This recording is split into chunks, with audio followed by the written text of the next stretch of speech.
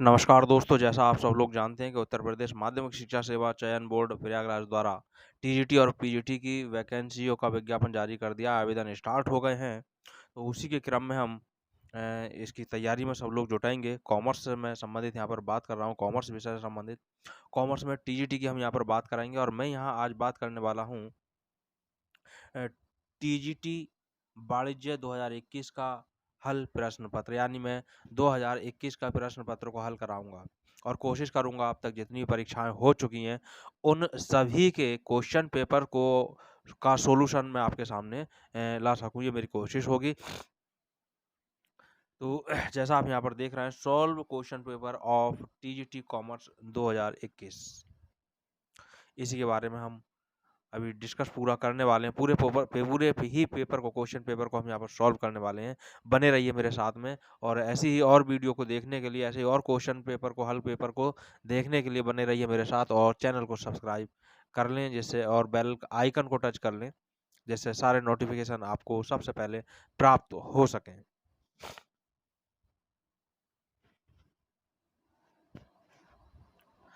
तो ये रहा टीजीटी 2021 के कॉमर्स के पेपर का पहला क्वेश्चन, जो कि इकोनॉमिक्स से संबंधित हमारे पास में क्वेश्चन है कि विश्व में जनसंख्या में भारत का स्थान है। भारत का स्थान है वो कौन सा स्थान है? पहला, दूसरा, तीसरा या पांचवा? यहाँ पर राइट आंसर हमारे पास जो है वो राइट आंसर हमारे पास दूसरा है, यानी ऑप्शन हमारे पास दूसरा ऑप्शन है। अगले क्वेश्चन की ओर बढ़ रहे हैं और अगला क्वेश्चन हमारे पास में है। क्वेश्चन आप देख सकते हैं, संयुक्त जीवन बीमा पॉलिसी संचय खाते की शेष राशि को हस्तांतरित किया जाता है। ऑप्शन में हमारे पास में है मृतक साझेदार के व्यक्तिगत खाते में, दूसरा ऑप्शन है शेष साझेदारों के व्यक्तिगत खातों में, तीसरा ऑप्शन है सभी साझेदारों के व्यक्तिगत खातों में, और चौथा है संयुक्त जीवन बीमा पॉलिसी खाते में। यहाँ पर हमारे पास जो राइट आंसर इसका है वो ऑप्शन है 3, सभी साझेदारों के व्यक्तिगत खातों में संयुक्त जीवन बीमा पॉलिसी संचय खाते की शेष राशि को हस्तांतरित किया जाता है। बढ़ते हैं अगले क्वेश्चन की ओर। अगला क्वेश्चन हमारे पास है, एक साझेदार के अवकाश ग्रहण करने के समय संपत्तियों एवं दायित्वों के पुनर्मूल्यांकन पर होने वाले लाभ को क्रेडिट किया जाता है। यहाँ पुनर्मूल्यांकन की बात चल रही है अवकाश के समय। जब एक साझेदार के अवकाश ग्रहण के समय संपत्तियों एवं दायित्वों के पुनर्मूल्यांकन पर होने वाले लाभ को क्रेडिट किया जाता है। ऑप्शन हमारे पास है अवकाश ग्रहण करने वाले साझेदार की पूंजी खाते में। ऑप्शन दूसरा है सभी साझेदारों के पुराने लाभ हानि अनुपात में उनके पूंजी खातों में, और तीसरा ऑप्शन है शेष साझेदारों के पूंजी खातों में उनके नए लाभ हानि अनुपात में। ऑप्शन 4 है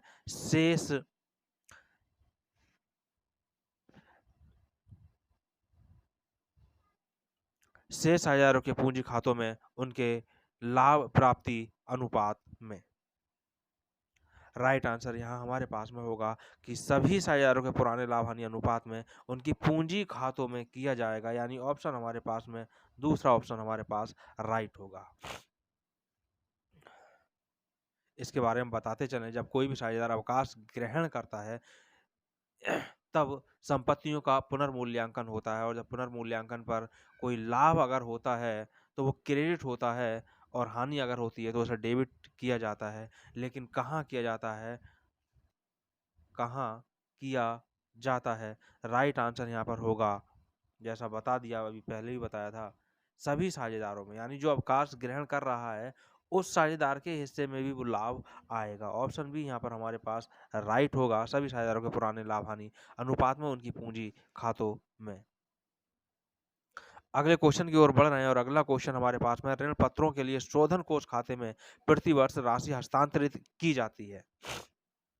यहाँ ऋण पत्रों से संबंधित प्रश्न यहाँ पर हमारे पास में आ गया है। ऑप्शन में दे रहा संचय खाते में, लाभ हानि खाते से, पहला ऑप्शन है संचय खाते से, दूसरा है लाभ हानि खाते से, तीसरा पूंजी खाते से, और चौथा है अतिरेक खाते से। तो इसका जो राइट आंसर हमारे पास में होगा वो राइट आंसर अतिरेक होगा, यानी ऑप्शन 4।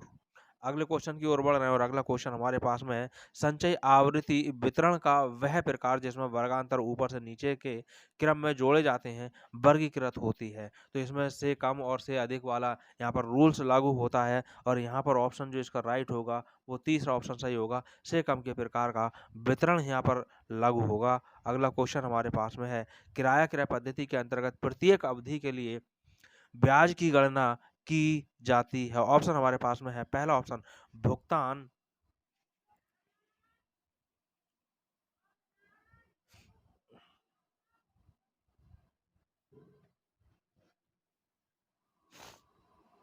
अगला क्वेश्चन हमारे पास में है, किराया क्रय पद्धति के अंतर्गत प्रत्येक अवधि के लिए ब्याज की गणना की जाती है। ऑप्शन हमारे पास में पहला ऑप्शन है भुगतान न हुए रोकड़ शेष के मूल्य पर, दूसरा ऑप्शन हमारे पास है भुगतान न हुए किस्त मूल्य के शेष पर, और तीसरा ऑप्शन है किराया क्रय के अंतर्गत समझौता की गई राशि पर, चौथा ऑप्शन है रोकड़ मूल्य में भुगतान की गई किराया मूल्य की किस्त घटाकर। तो यहाँ पर जो राइट आंसर हमारे पास में है वो राइट आंसर है भुगतान ना हुए रोकड़ शेष के मूल्य पर। जिसका भुगतान नहीं किया गया है, जिसका भुगतान शेष रह गया है, ब्याज की जो गणना है उसी पर की जाती है। अगला क्वेश्चन है हमारे पास में,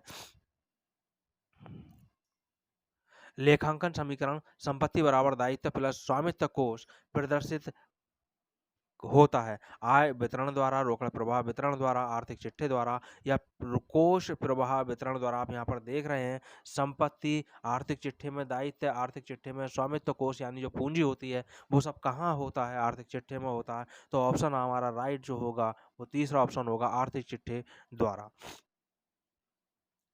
अगले क्वेश्चन की ओर बढ़ रहे हैं और अगला क्वेश्चन हमारे पास में है, नगद बिक्री का प्रमाण, नगद बिक्री का प्रमाणन करते समय निम्न में से किसे संबंधित प्रमाणक नहीं माना जाता है। ऑप्शन में हमारे पास है विक्रय बही है, ऑप्शन में विक्रय बही है, कैश मेमो की प्रति है, विक्रेता की संक्षिप्ति है और रोकड़िए का सारांश है। राइट आंसर यहाँ पर हमारे पास में होगा। आप यहाँ पर देख सकते हैं प्रमाण की बात यहाँ पर हो रही है, कैश मेमो है प्रमाण है, विक्रेता की संक्षिप्ति है वो भी प्रमाणक का काम करेगी, रोकड़िए का सारांश है वो भी प्रमाणक का काम करेगी, लेकिन जो विक्रय बही है वो नहीं करेगी। यहाँ पर जो क्वेश्चन पूछा था वो नेगेटिव पूछा था और नेगेटिव आंसर हमारे पास में विक्रय बही है, यानी ऑप्शन हमारा पहला राइट आंसर है। अगले क्वेश्चन की ओर बढ़ रहे हैं। अगला क्वेश्चन हमारे पास में है, अपकिरण के माप के लिए सबसे ज्यादा प्रयोग किया जाता है। अपकिरण की यहाँ पर बात चल रही है, अपकिरण, तो अपकिरण के लिए सबसे ज़्यादा जो प्रयोग किया जाता है प्रमाप विचलन का प्रयोग किया जाता है। ऑप्शन हमारे पास में विस्तार है, प्रमाप विचलन है, विचलन गुणांक है, चतुर्थक विचलन है। राइट आंसर जो हमारे पास में होगा वो होगा हमारे पास प्रमाप विचलन, यानी दूसरा ऑप्शन यहाँ पर राइट होगा। अगले क्वेश्चन की ओर बढ़ रहे हैं और अगला क्वेश्चन हमारे पास में है, क्रमबद्ध सम्मक माला के केंद्रीय मूल्य को कहा जाता है। क्रमबद्ध सम्मक माला की यहाँ बात चल रही है, तो क्रमबद्ध सम्मक वाले यहाँ ऑप्शन में दे रखे हैं हमारे पास में। सबसे पहले दे रखा है समांतर माध्य, भूइष्टक, माध्यिका और चतुर्थक। यहाँ क्रमबद्ध की बात चल रही है, इस पर हमें विशेष ध्यान देना है और ये हमारा माध्यिका जो होती है ये इसका केंद्रीय मूल्य इसको कहा जाता है और ये राइट आंसर हमारे पास में होगा। अगला क्वेश्चन हमारे पास में है, मानवीय इच्छाओं को मानवीय आवश्यकताओं में परिवर्तित करने की योग्यता कहलाती है। तो अब ये कौन सी योग्यता की यहाँ पर बात चल रही है, यहाँ पर आप देख सकते हैं मानवीय इच्छा को मानवीय आवश्यकताओं में परिवर्तित करना। ऑप्शन हमारे पास में है विज्ञापन, दूसरा ऑप्शन है प्रचार विक्रय कला और विक्रय प्रबंधन। राइट आंसर हमारे यहाँ पास होगा विक्रय कला, यानी विक्रय कला के द्वारा ही हम मानवीय इच्छाओं को आवश्यकताओं में परिवर्तित कर सकते हैं। अगला क्वेश्चन हमारे पास में, दोहरा लेखा प्रणाली के अनुसार एक लिपिक रमेश को भुगतान किया गया वेतन,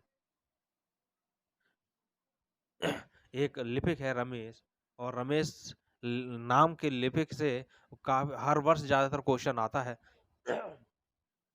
वास्तविक लेन देन है ये। ऑप्शन में अगर हम बात करें, पहला ऑप्शन वास्तविक लेन देन है, दूसरा व्यक्तिगत लेन देन है, तीसरा नाम मात्र का लेन देन है और चौथा वास्तविक एवं व्यक्तिगत दोनों प्रकार का लेन देन है। राइट आंसर हमारे पास में यहाँ होगा नाम मात्र का खाता, यानी तीसरा ऑप्शन हमारे पास में सही होगा, क्योंकि रमेश को जो भुगतान किया जा रहा है वो रमेश के नाम से नहीं होगा, वो वेतन के नाम से होगा।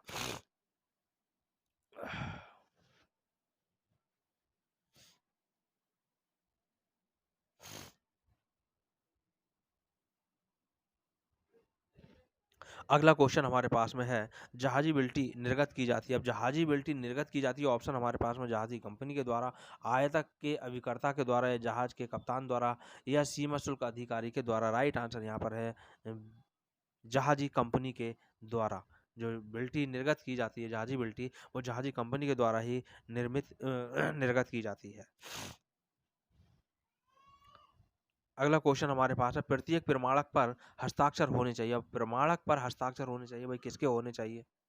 ऑप्शन में दे रखा है, लेखाधिकारी के, लेखाकार के, प्रबंधक के, या उत्तरदायी अधिकारी के। प्रमाणक यानी जो उत्तरदायी अधिकारी है उसी के हस्ताक्षर होने चाहिए। ऑप्शन 4 जो है हमारा वो राइट होगा। अगले क्वेश्चन की ओर बढ़ रहे हैं और अगला क्वेश्चन हमारे पास में है, एक सिनेमा हॉल में बैठने की क्षमता बढ़ाने पर हुआ खर्च कहलाता है। भाई क्या कहलाएगा? व्यक्तिगत व्यय कहलाएगा, नाम मात्र का व्यय कहलाएगा, पूंजीगत व्यय, या आयगत व्यय? यहाँ पर टाइपिंग मिस्टेक है, आयगत व्यय है। यहाँ जो राइट आंसर है वो हमारा ऑप्शन 3 होगा, पूंजीगत व्यय। अगला क्वेश्चन हमारे पास में होगा और वो क्वेश्चन है, तकनीकी कौशल सबसे आवश्यक। अब तकनीकी कौशल सबसे आवश्यक है, वही वो किसके लिए है? यहाँ तकनीकी शब्द आ गया है और ऑप्शन है, प्रथम पंक्ति के प्रबंधकों के लिए, मध्य स्तर के प्रबंधकों के लिए, उत्पादन प्रबंधकों के लिए, शीर्ष स्तरीय प्रबंधकों के लिए। तो यहाँ पर जो राइट आंसर है, तकनीकी कौशल की यहाँ पर बात चल रही है। भाई तकनीकी कौशल किसके लिए आवश्यक है? कहाँ तकनीक की आवश्यकता है? जहाँ पर उत्पादन हो रहा है वहाँ। तो उत्पादन प्रबंधकों के लिए तकनीकी कौशल सबसे अधिक आवश्यक है। अगला क्वेश्चन हमारे पास में है और वो क्वेश्चन है, किस प्रकार के अनुबंध के अंतर्गत अधिकार शुल्क का भुगतान बिक्री के आधार पर किया जाता है? बिक्री के आधार पर। ऑप्शन में हमारे पास में दे रखा है, खनन दे रखा है, एकस्व दे रखा, मुद्रण अधिकार दे रखा, लाइसेंसिंग यहाँ पर दे रखा है। या क्वेश्चन को एक बार देख लें, किस प्रकार के अनुबंध के अंतर्गत अधिकार शुल्क का भुगतान बिक्री के आधार पर किया जाता है? तो यहाँ पर ऑप्शन सी, मुद्रण अधिकार की यहाँ पर बात चल रही है, मुद्रण अधिकार। अगला क्वेश्चन हमारे पास है,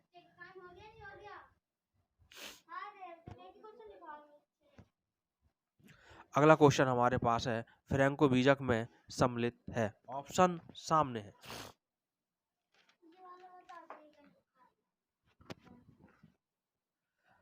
पहला ऑप्शन हमारे पास है, क्रेता के घर तक माल पहुंचाने की कुल लागत। दूसरा ऑप्शन है, लागत बीमा एवं भाड़ा। तीसरा ऑप्शन है, रेलवे स्टेशन तक की कुल लागत। चौथा ऑप्शन है, रेलवे वैगन व लदाई तक की कुल लागत। यहाँ राइट आंसर हमारे पास में होगा ए, यानी क्रेता के घर तक माल पहुंचाने की कुल लागत। अगला क्वेश्चन है,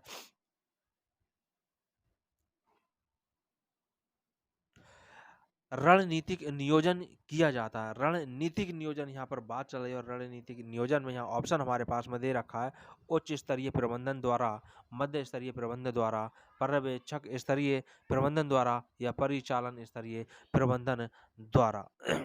राइट आंसर यहाँ पर हमारे पास होगा उच्च स्तरीय प्रबंधन द्वारा।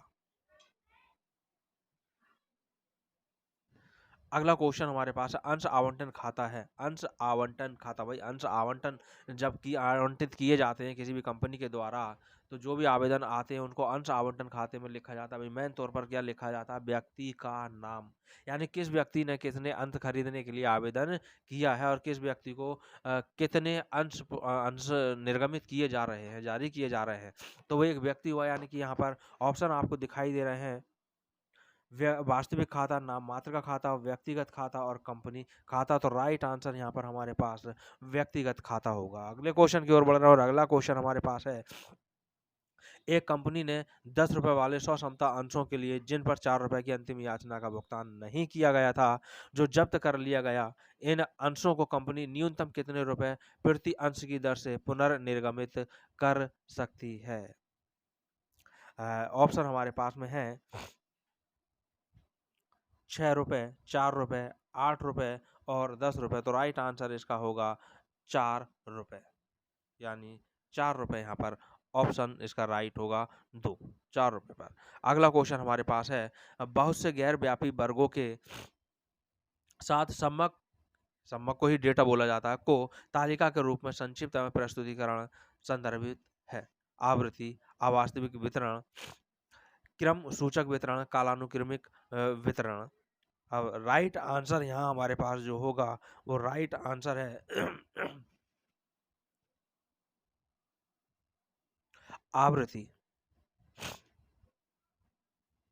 अगला क्वेश्चन हमारे पास में, एक फर्म के समापन पर ना लिखी गई संपत्ति से वसूल की गई राशि को दिखाया जाता है। एक फर्म के समापन पर ना लिखी गई संपत्ति से वसूल की गई राशि को दिखाया जाता है पुनर्मूल्यांकन खातों में, या फिर वसूली खाते में, साझेदारों के पूंजी खाते में, या रोकड़ खाते के क्रेडिट पक्ष में। राइट आंसर हमारे पास में होगा वसूली खाते में, क्योंकि समापन पर वसूली खाता ही बनाया जाता है। अगला क्वेश्चन है, और अगला क्वेश्चन हमारे पास है, एक स्थायी संपत्ति का सकल पुस्तक मूल्य होता है उसकी या उसका लागत और ह्रास का अंतर, ऐतिहासिक लागत, उचित बाजार मूल्य, या प्राप्य मूल्य। राइट आंसर यहाँ हमारे पास होगा ऐतिहासिक लागत। अगले क्वेश्चन की ओर बढ़ रहे हैं, और अगला क्वेश्चन हमारे पास है, पर्यावरण प्रदूषण का सबसे प्रमुख कारण है। पर्यावरण प्रदूषण की यहाँ पर बात चल रही है। औद्योगिकरण, जनसंख्या वृद्धि, कृषि में रसायन का प्रयोग और खनन। यहाँ ऑप्शन सभी प्रदूषण के कारण है, सभी पर्यावरण प्रदूषण के कारण यहाँ पर हैं, लेकिन यहाँ सबसे प्रमुख कारण की बात अगर आ रही है तो सबसे प्रमुख कारण जो होगा वो औद्योगिकरण होगा, यानी ऑप्शन ए। अगले क्वेश्चन की ओर बढ़ रहे हैं, और अगला क्वेश्चन हमारे पास है, रोज नामचे से खाता बही में डेबिट तथा क्रेडिट मदों के हस्तांतरण को कहा जाता है। वही रोज नामचा, यानी कि जर्नल से अगली पुस्तक में जो ट्रांसफर किए जाते हैं, खातों को डेबिट या क्रेडिट किया जाता है, वो क्या कहलाते हैं? प्रविष्टि कहलाती है, हस्तांतरण कहलाता है, लेखांकन, या फिर खतौनी। तो फिर इसका राइट आंसर हमारे पास खतौनी करना है, लेजर में पोस्टिंग। अगले क्वेश्चन की ओर बढ़ रहे हैं, और अगला क्वेश्चन हमारे पास में है, मांग का नियम कहता है कि अन्य बातें समान रहने पर, ऑप्शन पहला, वस्तु की कीमत तथा मांग के मध्य सदैव सीधा संबंध होता है। दूसरा ऑप्शन है, वस्तु की कीमत तथा मांग के मध्य सदैव विपरीत संबंध होता है। तीसरा ऑप्शन है, वस्तु की मांग तथा इच्छा के मध्य सदैव सीधा संबंध होता है। चौथा ऑप्शन है, वस्तु की मांग तथा कीमत के मध्य कोई संबंध नहीं होता। तो यहाँ जो राइट आंसर है वो विपरीत है यानी ऑप्शन दूसरा ऑप्शन हमारे पास इसका सही होगा। वस्तु की कीमत तथा मांग के मध्य सदैव विपरीत संबंध होता है। अगले क्वेश्चन की ओर बढ़ रहे हैं, और अगला क्वेश्चन हमारे पास में है, निम्न में कौन सी विज्ञापन की एक विशेषता नहीं है? विज्ञापन की कौन सी विशेषता इसमें नहीं है? ऑप्शन है, भुगतान परक गतिविधियां। दूसरा ऑप्शन है, निश्चित प्रयोजक, दृश्यमान अथवा मौखिक, और व्यक्तिगत। यहाँ विज्ञापन की बात चल रही है। भाई भुगतान परक गतिविधि विशेषता है, निश्चित प्रायोजक ये भी विशेषता है, दृश्यमान तथा मौखिक ये भी है, लेकिन जो नहीं है या निगेटिव पूछा है नहीं है, तो वो है व्यक्तिगत। अगले क्वेश्चन की ओर बढ़ रहे हैं, और अगला क्वेश्चन हमारे पास में है, मूल लेखांकन समीकरण आधारित है। मूल लेखांकन समीकरण आधारित है लागत अवधारणा पर, लेखांकन अवधि अवधारणा पर, उपार्जन अवधारणा पर, द्विपहलू अवधारणा पर। तो सभी लोग जानते होंगे, जो बैलेंस शीट बनाई जाती है, आर्थिक चिट्ठा जो बनाया जाता है, उसी के आधार पर जो समीकरण दिया गया है उसी को मूल लेखांकन समीकरण कहा जाता है, और आर्थिक चिट्ठा जो है वो द्विपहलू अवधारणा पर आधारित है, उसी के आधार पर ये बनाया जाता है। अगले क्वेश्चन की ओर बढ़ रहे हैं, और अगला क्वेश्चन हमारे पास है, अंश आवंटन खाता है एक। ये क्वेश्चन रिपीट नहीं, क्वेश्चन में कुछ गड़बड़ है। 29 के बाद 20 नहीं, गलत है कहीं कहीं। ये क्वेश्चन पीछे आ चुका है, और बाई मिस्टेक यहाँ कॉपी पेस्ट हो गया है। बहरहाल इसका आंसर एक बार फिर बता देते हैं, अंश आवंटन खाता व्यक्तिगत खाता है। क्वेश्चन फिलहाल हमें जो देखना है, अगला क्वेश्चन हमारे पास आता है 30 नंबर का क्वेश्चन आता है, 29 के बाद 30 नंबर का क्वेश्चन होगा। एक कंपनी ने 20,000 रुपए अपने भवन की रंगाई पर खर्च किए, इसे अभिलेखित किया जाना चाहिए आयगत व्यय के रूप में, पूंजीगत व्यय के रूप में, या व्यक्तिगत व्यय के रूप में, या स्थगित आयगत व्यय के रूप में। यहाँ क्वेश्चन को एक बार फिर देखें। एक कंपनी ने 20,000 रुपए अपने भवन की रंगाई पर, यानी कंपनी ने अपने भवन की रंगाई पर कराया है, व्यापारी ने अपने भवन की रंगाई पर नहीं कराया, कंपनी ने कराया। तो ये हमारे पास जो क्वेश्चन हमारा आंसर ऑप्शन हमारा होगा राइट, वो होगा आयगत व्यय के रूप में, पूंजीगत व्यय के रूप में नहीं है, आयगत व्यय के रूप में यहाँ पर होगा, क्योंकि यहाँ संपत्ति में कोई भी वृद्धि नहीं हुई है। अगले क्वेश्चन की बात करते हैं, और अगला क्वेश्चन हमारे पास है प्रबंधन का प्राथमिक कार्य है, नियोजन है, संप्रेषण है, या निर्णयन है, या अभिप्रेरण है। प्राथमिक कार्य की यहाँ पर बात चल रही है, और किसकी? प्रबंधन की यहाँ पर बात चल रही है। राइट आंसर ऑप्शन तो हमारे पास नियोजन है, संप्रेषण है, अभिप्रेरणा है, या और निर्णयन है। तो यहाँ पर नियोजन की यहाँ पर बात है, यहाँ और राइट ऑप्शन जो है वो नियोजन है, क्योंकि सबसे पहला नियोजन ही होगा, निर्णयन तो सबसे लास्ट में होगा। अगला क्वेश्चन हमारे पास में है, न्यूनतम किराया को इस नाम से भी जाना जाता है। न्यूनतम किराया रॉयल्टी के चैप्टर में आपने पढ़ा होगा, ये मृत किराया है, स्थायी किराया है, या सम किराया है। तो या ये सभी हैं। ऑप्शन ये भी हो सकता था कि ये फिलहाल जो ऑप्शन है हम उसी के अनुसार देखना है। तो ये सभी न्यूनतम किराए के पर्यायवाची शब्द हैं। इसको मृत किराया भी बोला जाता है, स्थायी किराया भी बोला जाता है, और न्यूनतम किराया भी बोला जाता है। रॉयल्टी के मैटर में न्यूनतम किराए को निर्धारित कर दिया जाता है, ये वही सब नाम है। अगला क्वेश्चन हमारे पास में है, क्रय पुस्तक को क्या अभिलेखित करने के लिए प्रयोग किया जाता है? क्रय पुस्तक की बात यहाँ पर चल रही है, माल के समस्त क्रयों को क्योंकि यह सबसे पहले दे दिया है, माल के समस्त क्रयों को, और अभ्यर्थी जो क्या करते हैं वो उसको राइट आंसर मान लेते हैं। फिलहाल अगले ऑप्शन को देखें, समस्त क्रयों को, क्योंकि बिना चारों ऑप्शन पढ़े आंसर नहीं दिया जा सकता। माल के समस्त उधार क्रयों को उपरोक्त में से कोई भी नहीं।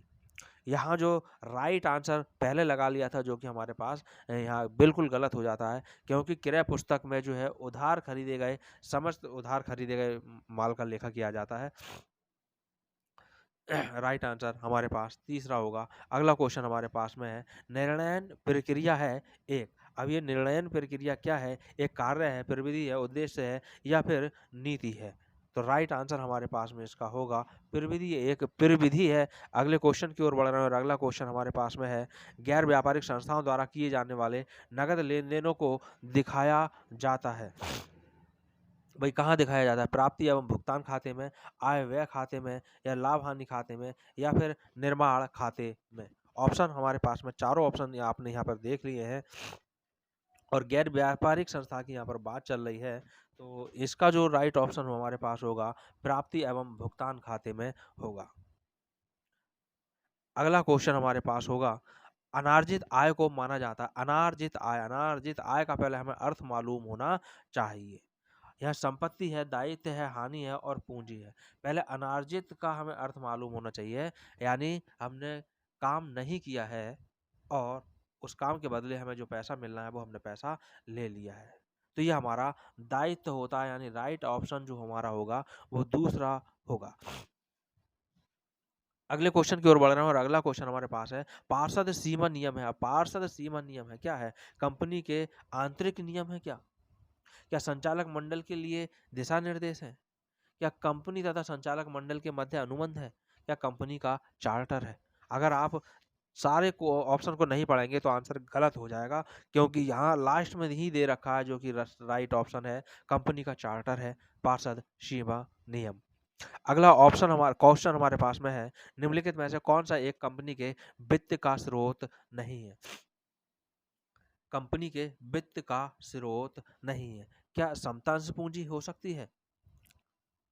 क्या पूर्वाधिकार अंश पूंजी हो सकती है? क्या स्थायी संपत्ति हो सकती है? क्या ऋण पत्र हो सकते हैं? पूछ क्या रहा है? स्रोत नहीं है, नेगेटिव पूछ रहा है। तो यहाँ पर इसका जो राइट आंसर होगा वो राइट आंसर हमारे पास में होगा सी, यानी तीसरा होगा स्थायी संपत्ति। अगले क्वेश्चन की ओर बढ़ रहे हैं, और अगला क्वेश्चन हमारे पास में है किस तरह के संगठन में नियम, कर्तव्य और जिम्मेदारियां लिखित रूप में दी जाती हैं? औपचारिक संगठन में हो सकता है क्या? अनौपचारिक संगठन में हो सकता है, रणनीतिक संगठन में हो सकता है, या फिर दूसरा और तीसरा में हो सकता है। दूसरा तीसरा यानी अनौपचारिक और रणनीतिक संगठन में हो सकता है। राइट आंसर यहाँ होगा औपचारिक संगठन। जब औपचारिकता के आधार पर कार्य किया जा रहा हो तो सब ये लिखित रूप में ही होगा। अगला क्वेश्चन हमारे पास में और क्वेश्चन है प्रमाणक का तात्पर्य। अब प्रमाणक का तात्पर्य क्या है भाई? नगद रसीद हो सकती है क्या? बीजक हो सकता है, या प्रतिफलन हो सकता है, या फिर ये सभी हो सकते हैं? तो हाँ, ये सभी हो सकते हैं। नगद रसीद भी है, प्रमाणक, वाउचर। अगला क्वेश्चन हमारे पास है तलपट प्रदर्शित करता है। भाई तलपट क्या प्रदर्शित करता है? लाभ हानि खाते का शेष प्रदर्शित करता है, या लेखाकार द्वारा किए गए लेखांकन की पूर्ण शुद्धता प्रकट करता है, या खाता बही के शेषों की गणितीय शुद्धता का प्रस्तुत करता है, या फिर संपत्तियों एवं दायित्वों के मध्य शेष को प्रदर्शित करता है? तो हाँ, राइट आंसर यहाँ होगा तीसरा, खाता बही के शेषों की गणितीय शुद्धता को प्रदर्शित करता है, क्योंकि इसी से तलपट बनाया जाता है। तलपट बनाया ही इसीलिए जाता है जिससे खाता बही के खातों की गणित संबंधी शुद्धता की जांच की जा सके। अगला क्वेश्चन हमारे पास में है जब कोई उपभोक्ता बाई वस्तु की कुछ इकाइयों को छोड़ते हुए एक्स वस्तु की इकाइयों में वृद्धि करता है और फिर भी उसे उतनी ही संतुष्टि प्राप्त होती है तो सीमांत प्रतिस्थापन दर की गणना निम्न द्वारा की जाएगी। यहाँ पर सूत्र दे रखे हैं, आप देख सकते हैं। पहला सूत्र जो हमारे पास में है,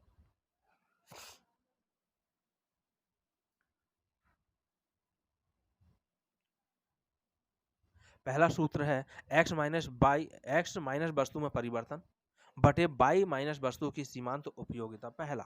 दूसरा ऑप्शन दे रखा बाई माइनस वस्तु में परिवर्तन बटे एक्स माइनस वस्तु की सीमांत उपयोगिता, और तीसरा है एक्स माइनस वस्तु में परिवर्तन बटे बाई माइनस वस्तु में परिवर्तन।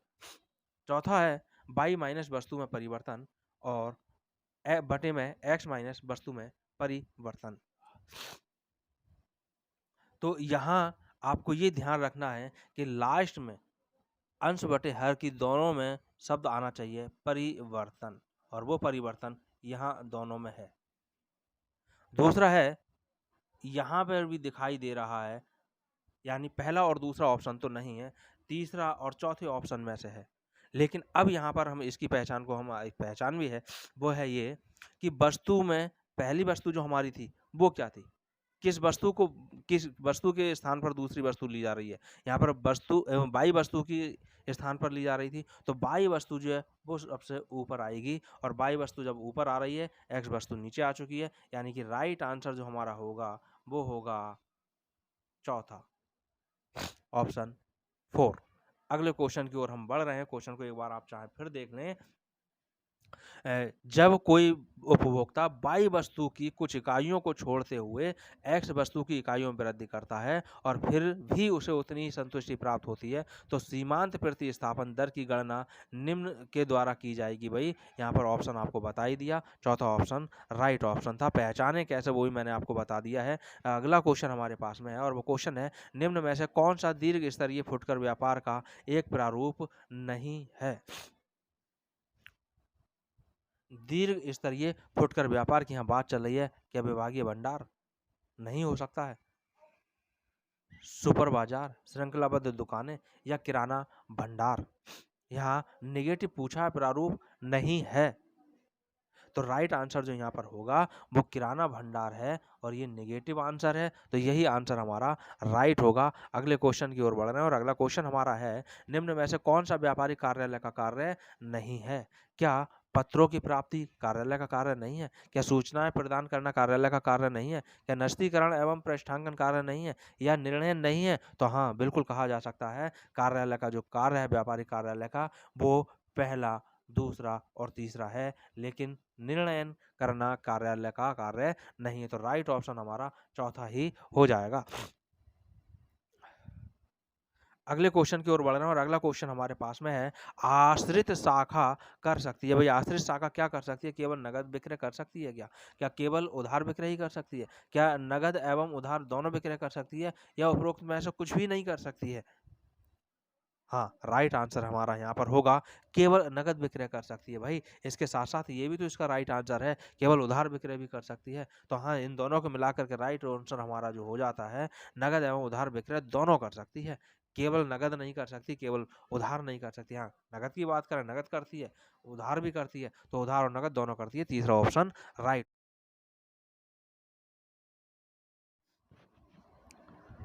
नमस्कार मित्रों, जैसा आप यहाँ पर देख रहे हैं, टीजीटी वाणिज्य 2021 का हल प्रश्न पत्र मैंने पिछली जो वीडियो डाली थी उसमें 45 क्वेश्चन दिए थे, जिसको मैंने पार्ट 1 नाम दिया था, और आज हम बात करने वाले हैं पार्ट 2 की। यहाँ पर पार्ट 2 की हम बात करने वाले हैं, जिसमें 40 क्वेश्चन होंगे जो टीजीटी कॉमर्स 2021 के पेपर के होंगे। और ऐसा नहीं है कि पेपर क्वेश्चन रिपीट नहीं होते, क्वेश्चन रिपीट भी होते हैं। अगर आप लोगों ने पिछली वीडियो नहीं देखी है तो आप पिछली वीडियो जाकर के प्ले लिस्ट में जाकर के देख सकते हैं, उसमें प्ले लिस्ट बनी हुई है। टीजीटी कॉमर्स 2021 के नाम से ही बनी हुई है, पेपर के नाम से, आप वहाँ जा कर के देख सकते हैं। स्टेप बाय स्टेप आपको मिल जाएँगे, और काफ़ी सारी वीडियो पिछले वर्ष की पड़ी हुई हैं, काफ़ी सारे क्वेश्चन इसमें पड़े हुए हैं, जिसको देख कर के आप सफलता हासिल कर सकते हैं। तो देर ना करते हुए शुरुआत करते हैं अगले 40 क्वेश्चन की, जो कि टीजीटी कॉमर्स 2021 के पेपर के होंगे। तो ये रहा आज का 2021 के पेपर का, टीजीटी कॉमर्स के 2021 के पेपर का शेष, यानी 46वें क्वेश्चन से हम स्टार्ट कर रहे हैं। वीडियो पार्ट में इसलिए बनाई जा रही है कि वीडियो ज़्यादा बड़ी ना हो, ज़्यादा बड़ी वीडियो हो जाती है उसे अपलोड करने में भी दिक्कत आती है। तो आज का जो पहला क्वेश्चन है, वो पहला क्वेश्चन आपके सामने ये रहा, मैस्लो की आवश्यकताओं के अनुक्रम को तार्किक ढंग से पुनर्व्यवस्थित कीजिए।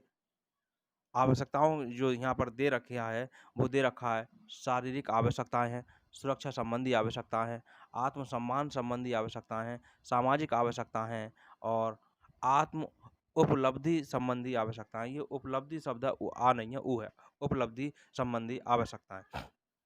इनको हमें क्रम में लगाना है, तो क्रम में हम लगाएँगे, और इसमें कूट दे रखे हैं, उसी के अनुसार हमें यहाँ पर मिलाना है। तो यहाँ अगर इसको देखें तो सबसे पहले नंबर पे जो हमारा आएगा, वो पहले नंबर पे हमारा यही आएगा जो यहाँ पर दे रखा है, ये।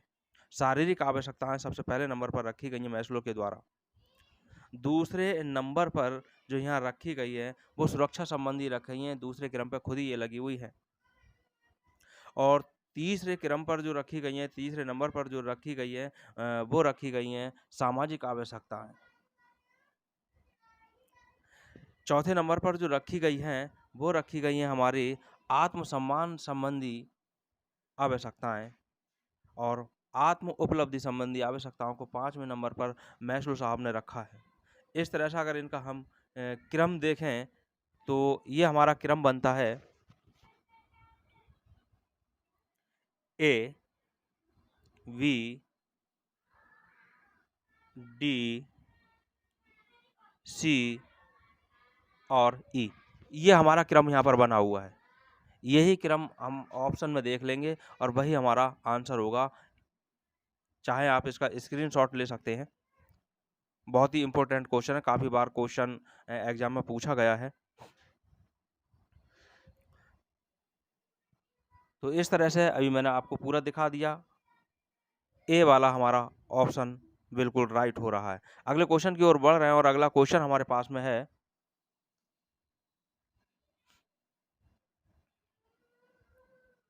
किसी व्यवसाय की पुस्तकों और अभिलेखों की व्यवस्थित जांच को कहा जाता है। क्वेश्चन को देखें, इंपॉर्टेंट क्वेश्चन है। यहाँ पर बहुत कंफ्यूजन का ये क्वेश्चन है, क्योंकि सारे शब्द एक जैसे दिखाई देते हैं। यहाँ पर ऑप्शन रखे ही इसी तरह से जाते हैं। मनोवैज्ञानिक तरीका भी ऑप्शन रखने में अपनाया जाता है, जिसको हमें बहुत ध्यान देना है। क्या क्वेश्चन है?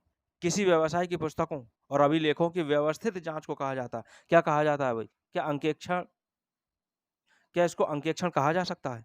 क्या प्रमाणन कहा जा सकता है, या सत्यापन कहा जा सकता है, या जांच पड़ताल कहा जा सकता है? इस क्वेश्चन को अगर आप देखेंगे, इनके ऑप्शंस को देखेंगे, तो सारे ऑप्शन यहाँ पर सही लगेंगे, लेकिन व्यवस्थित तरीके से अगर हम इसको देखें तो हमारा राइट आंसर जो हो जाएगा वो अंकेक्षण होगा।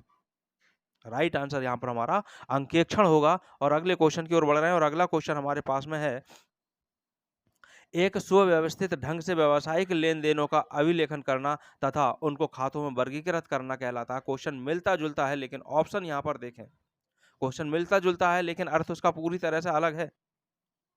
क्वेश्चन 48 में की हम बात यहाँ पर कर रहे हैं, और ऑप्शन हमारे पास में है, क्या लेखांकन हो सकता है, या पुस्तपालन हो सकता है, समायोजन हो सकता है, या फिर मापन हो सकता है? क्वेश्चन को देख लें एक बार। एक सुव्यवस्थित यहाँ पर शब्द है, ये सुव्यवस्थित ढंग से व्यावसायिक लेन-देनों का अभिलेखन करना तथा उनको खातों में वर्गीकृत करना कहलाता है। क्या लेखांकन कहलाएगा, क्या पुस्तपालन कहलाएगा, क्या समायोजन कहलाएगा, क्या फिर ये मापन कहलाएगा? तो भाई सही जो राइट आंसर होगा वो इसका पुस्तपालन आंसर राइट होगा। पुस्तपालन इसको कहा जाएगा, लेखांकन की तरफ को बिल्कुल भी नहीं जाना है। पुस्तपालन राइट आंसर है। अगले क्वेश्चन की ओर बढ़ रहे हैं, और अगला क्वेश्चन हमारे पास में है, आहरण 49वां क्वेश्चन है, आहरण खाता है एक। आहरण खाता क्या है? क्या एक नाम मात्र का खाता हो सकता है? क्या व्यक्तिगत खाता हो सकता है, या फिर ये वास्तविक खाता हो सकता है? क्या एक काल्पनिक खाता हो सकता है? देखें इस ऑप्शन को, आहरण खाता। आहरण खाते को आप पूंजी से समझें, जब पूंजी कोई भी व्यक्ति व्यापार में लगाता है, जब कोई भी व्यापारी व्यापार में पूंजी लगाता है, तो पृथक अस्तित्व की अवधारणा के अनुसार उसे एक व्यक्ति माना जाता है, एक ऋणदाता माना जाता है, यानी कि वो एक व्यक्तिगत खाता है। तो इसी तरह से ये आहरण भी जो होगा, ये भी इसका एक व्यक्तिगत खाता ही होगा। आहरण एक व्यक्तिगत खाता होगा। राइट ऑप्शन हमारा दूसरा हो जाएगा। अगला क्वेश्चन हमारे पास में आता है, और क्वेश्चन हमारे पास जो है वो है, साझेदारों के पूंजी खाते पर ब्याज क्रेडिट किया जाता है। साझेदारों के पूंजी खाते पर ब्याज क्रेडिट किया जाता है। सही बात है, साझेदारों को पूंजी पर ब्याज मिलता है। क्वेश्चन ये भी पूछा जा सकता है कि कोई अनुबंध ना होने पर कितना ब्याज मिलेगा? तो ऑप्शन में आपका क्या होगा कि जब कोई साझेदारी अनुबंध नहीं है तो कोई भी ब्याज उसको नहीं दिया जाता है, लेकिन अतिरिक्त ऋण जो होता है उस पर 6%, लेकिन किस पर? जो एक्स्ट्रा होता है उस पर, मेन जो पूंजी होती है उस पर नहीं। तो बात यहाँ पर आ रही है, साझेदारों के पूंजी खाते पर ब्याज क्रेडिट किया जाता है। काहे पर? क्या ब्याज खातों में किया जा सकता है, या साझेदारों के पूंजी खाते में किया जा सकता है, या लाभ हानि खाते में, या फिर लाभ हानि समायोजन खाते में? तो भाई इसका राइट आंसर जो होगा वो साझेदारों के पूंजी खाते में होगा, यानी राइट ऑप्शन हमारा दूसरा होगा। अगले क्वेश्चन की ओर बढ़ रहे हैं, और अगला क्वेश्चन हमारे पास में आता है,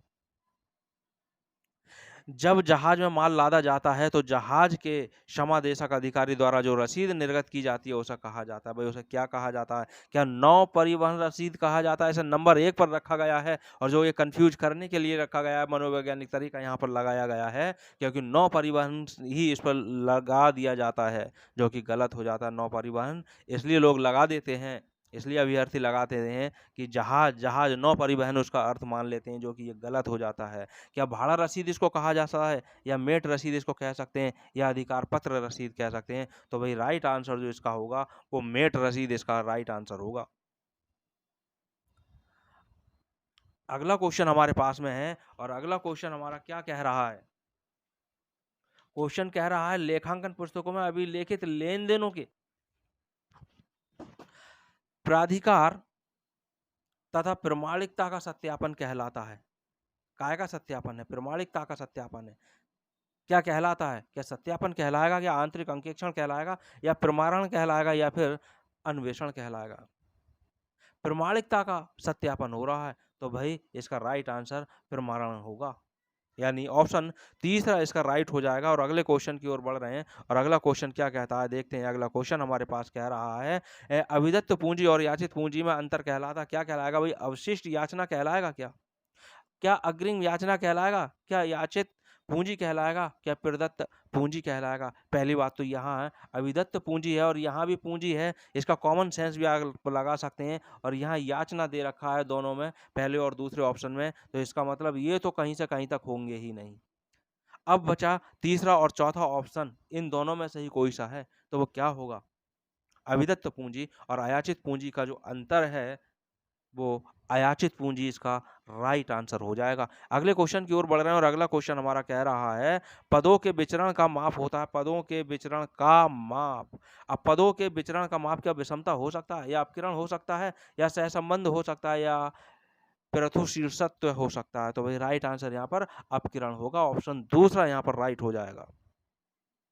अगले क्वेश्चन की ओर बढ़ रहे हैं और अगला क्वेश्चन हमारे पास में है, एक साझेदारी अस्तित्व में आती है। भाई एक साझेदारी अस्तित्व में कब आती है? क्या एक अनुबंध के द्वारा ही आ जाएगी, या विधान के परिचालन के द्वारा आएगी, या उत्तराधिकार के द्वारा आएगी, या व्यक्तियों के मध्य संबंध द्वारा आएगी? तो भाई सीधी सी बात है, ये एक अनुबंध के द्वारा ही आएगी, पहला ही ऑप्शन राइट हो जाएगा। अनुबंध लिखित या मौखिक दोनों प्रकार का हो सकता है, लेकिन उचित जो माना जाता है वो लिखित ही माना जाता है। अगले क्वेश्चन की ओर बढ़ रहे हैं और अगला क्वेश्चन हमारे पास में है, किसी विपरीत अनुबंध के अभाव में एक साझेदारी फर्म के समापन पर होने वाला पूंजी लाभ साझेदारों के बीच बांटा जाता है।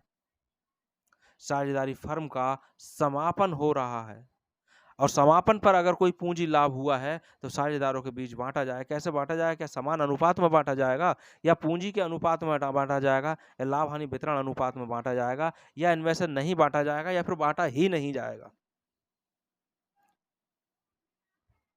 तो राइट आंसर यहाँ पर जो हमारे पास में होगा वो होगा समान अनुपात में। जब समापन हो रहा हो तब वो जो पूंजी लाभ है वो समान अनुपात में बांटा जाएगा, जो कि भारतीय अनुबंध अधिनियम 1872 के अनुसार ये विधान है।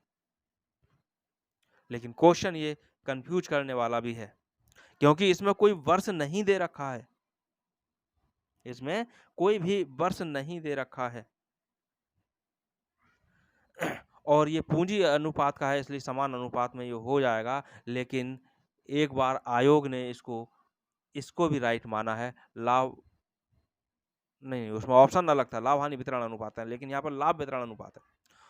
तो यहाँ जो राइट आंसर होगा वो हमारे पास में होगा समान अनुपात में। अगले क्वेश्चन की ओर बढ़ रहे हैं और अगला क्वेश्चन हमारे पास जो है वो है, रोज नामचे में लेन देनों को अभिलेखित किया जाता है। क्या वार्षिक आधार पर किया जाता है, या मासिक आधार पर किया जाता है, या फिर दैनिक आधार पर किया जाता है? ये दैनिक शब्द लिखा है, या आवधिक अंतराल के आधार पर किया जाता है? रोज नामचा यानी कि जर्नल। तो यहाँ जर्नल की बात चल रही है, रोज नामचे की बात चल रही है। वो सबको मालूम है कि तिथिवार लेखा किया जाता है। तिथि क्या है? दैनिक है, तो यानी सीधा सा राइट आंसर हमारा तीसरा ऑप्शन हो जाएगा। और अगला क्वेश्चन की ओर बढ़ रहे हैं और अगला क्वेश्चन हमारे पास है, अंकेक्षण व एश्योरेंस प्रमाप 2 यानी AAS2 संबंधित है। जो आप यहाँ पर देख रहे हैं, ऐसे अंकेक्षण है, ऐसे एश्योरेंस है, ऐसे स्टैंडर्ड है, प्रमाप है, और 2 क्या ये प्रमाणन से है? प्रमाणन संपत्ति और दायित्व के मूल्यांकन से, या अंकेक्षण नियोजन से, या वित्तीय विवरणों के अंकेक्षण के उद्देश्य एवं क्षेत्र से है? तो उद्देश्य और क्षेत्रों का निर्धारण होता है, तो राइट आंसर इसका हमारा फोर्थ हो जाएगा। राइट आंसर फोर्थ हो जाएगा। और अगला क्वेश्चन हमारे पास में आ रहा है, निम्न में से किसका प्रयोग पूर्वाधिकार अंशों के शोधन हेतु नहीं किया जा सकता? पूर्वाधिकार अंशों का शोधन यानी भुगतान करने में नहीं किया जा सकता। क्या बीमा कोष का प्रयोग नहीं किया जा सकता, या कर्मचारी क्षतिपूर्ति कोष का प्रयोग नहीं किया जा सकता, या सामान्य संचय का नहीं किया जा सकता, या समामेलन से पूर्व के लाभ का प्रयोग नहीं किया जा सकता है? वही बीमा कोष का प्रयोग तो किया जा सकता है, कर्मचारी क्षतिपूर्ति कोष जो है उसका भी किया जा सकता है, और सामान्य संचय है उसका भी प्रयोग किया जा सकता है। नहीं किया जा सकता तो समामेलन से पूर्व का जो लाभ है उसका प्रयोग पूर्वाधिकार अंशों के शोधन में नहीं किया जा सकता। नेगेटिव पूछा था, आंसर नेगेटिव पूछा था, और नेगेटिव ये है, तो राइट ऑप्शन जो हमारा होगा वो फोर्थ होगा, यानी फोर्थ हमारा ऑप्शन राइट हो जाएगा। और अगला क्वेश्चन हमारे पास में आता है, यदि प्रसारण 144 है तो प्रमाप विचलन होगा। अब अगर 144 है तो 144 के लिए हम क्या करें, इस पे अंडर रूट निकालने प्रभाव विचलन के लिए क्या करेंगे, अंडर रूट 144। अब इसको सॉल्व करेंगे तो क्या आएगा, अभी सीधी सी बात है, 12 आ जाएगा, 12 बारी में 144 होता है, राइट आंसर 12 हो जाएगा। अगला क्वेश्चन हमारे पास में है, पट्टेदार द्वारा लघु कार्य की राशि को वसूल किए जाने की दशा में पट्टा देने वाला डेबिट करता है, क्या डेबिट करता है, क्या न्यूनतम किराया खाता डेबिट करेगा, या पट्टेदार का खाता को डेबिट करेगा, या अधिकार शुल्क संचित खाते को करेगा, या फिर लाभ हानि खाते को करेगा। तो राइट आंसर यहां पर होगा अधिकार शुल्क संचित खाता, जो इसके पास संचित हो गया इस खातों को डेबिट करेगा। अगले क्वेश्चन की ओर बढ़ रहे हैं और अगला क्वेश्चन हमारे पास में है,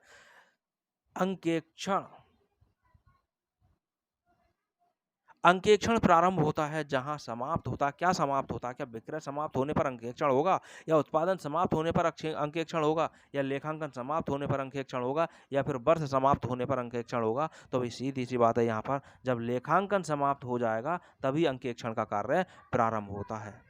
पुस्तपालन का समाप्त होने पर लेखांकन शुरू होता है, लेकिन लेखांकन समाप्त जब हो जाएगा तब अंकेक्षण का कार्य प्रारंभ होता है। अगले क्वेश्चन का ओर बढ़ रहे हैं और अगला क्वेश्चन हमारा है, मूल्य निर्धारण रणनीतियों में शामिल है, क्या शामिल है, क्या बेहद कम मूल्य निर्धारण करना, मूल्य तय करना, भ्रामक मूल्य निर्धारण करना, या फिर उपरोक्त सभी।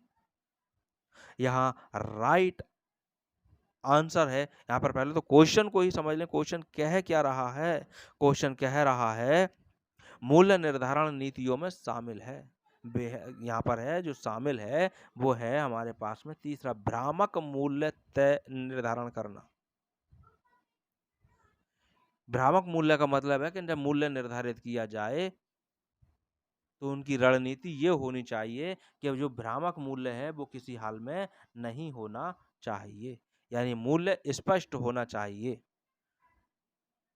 तो राइट आंसर जो हमारे पास में है वो हमारा राइट आंसर भ्रामक मूल्य निर्धारण है।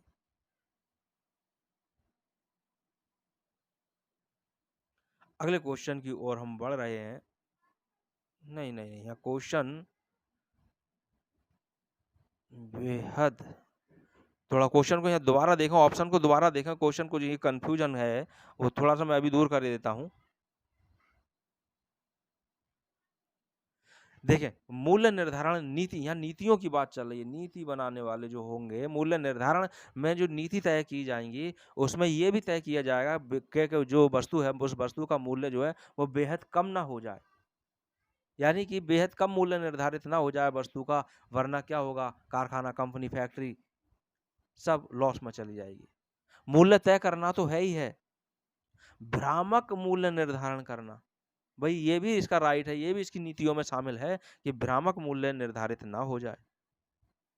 इसका मतलब जब ये भी सही है, ये भी सही है और ये भी सही है तो राइट आंसर फोर्थ हो जाएगा उपरोक्त सभी। इसको नोट कर लेना सही से क्योंकि कंफ्यूजन हो गया था, यहाँ पर थोड़ा देख लें, उपरोक्त सभी यानी सभी ये इसमें निर्धारित होंगे। अगले क्वेश्चन की ओर बढ़ रहे हैं और अगला क्वेश्चन हमारे पास में है, माल्थस के अनुसार किसी देश की जनसंख्या में वृद्धि होती है, जनसंख्या वृद्धि का जो सिद्धांत दिया गया वो माल्थस के द्वारा दिया गया है। अब उसमें वृद्धि होती है इनके अनुसार, क्या अंकगणितीय रूप से होती है, या बीजगणितीय रूप से होती है, या ज्यामितीय रूप से होती है, या फिर स्थिर दर से होती है, तो राइट आंसर इसका सी होगा, तीसरा होगा, ज्यामितीय रूप से होगा। अगले क्वेश्चन की ओर बढ़ रहे हैं और अगला क्वेश्चन हमारा कह रहा है,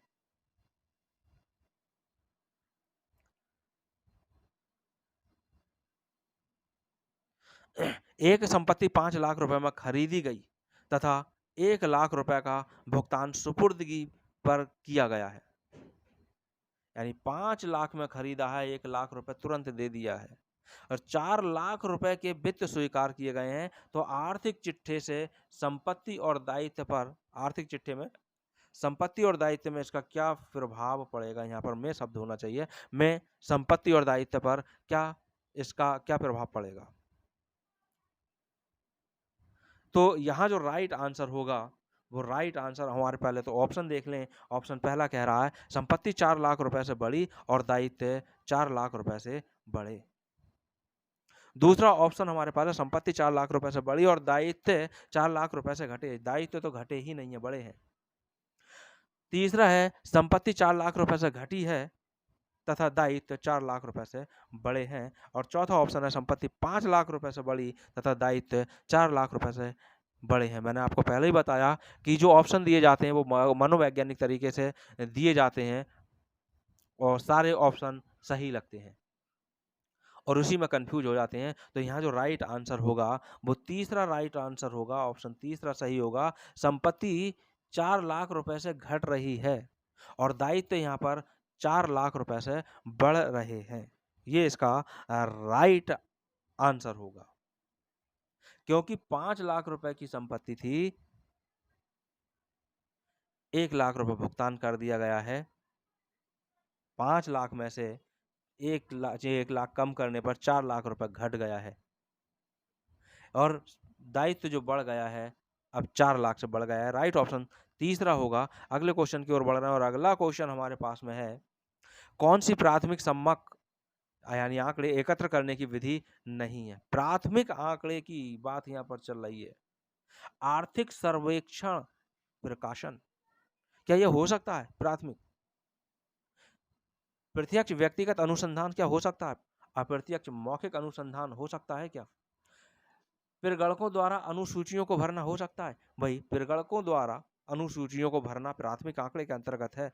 अप्रत्यक्ष मौखिक अनुसंधान है, ये भी राइट है, हो सकता है। अप्रत्यक्ष व्यक्तिगत अनुसंधान है, ये भी होगा, लेकिन नहीं होगा तो वो आर्थिक सर्वेक्षण प्रकाशन, किसी ने सर्वेक्षण कराया और उसका प्रकाशन करा दिया तो वो हमारे लिए प्राथमिक नहीं है, वो हमारे लिए द्वितीयक होंगे। राइट ऑप्शन पहला ही हो जाएगा। अगला क्वेश्चन हमारे पास है,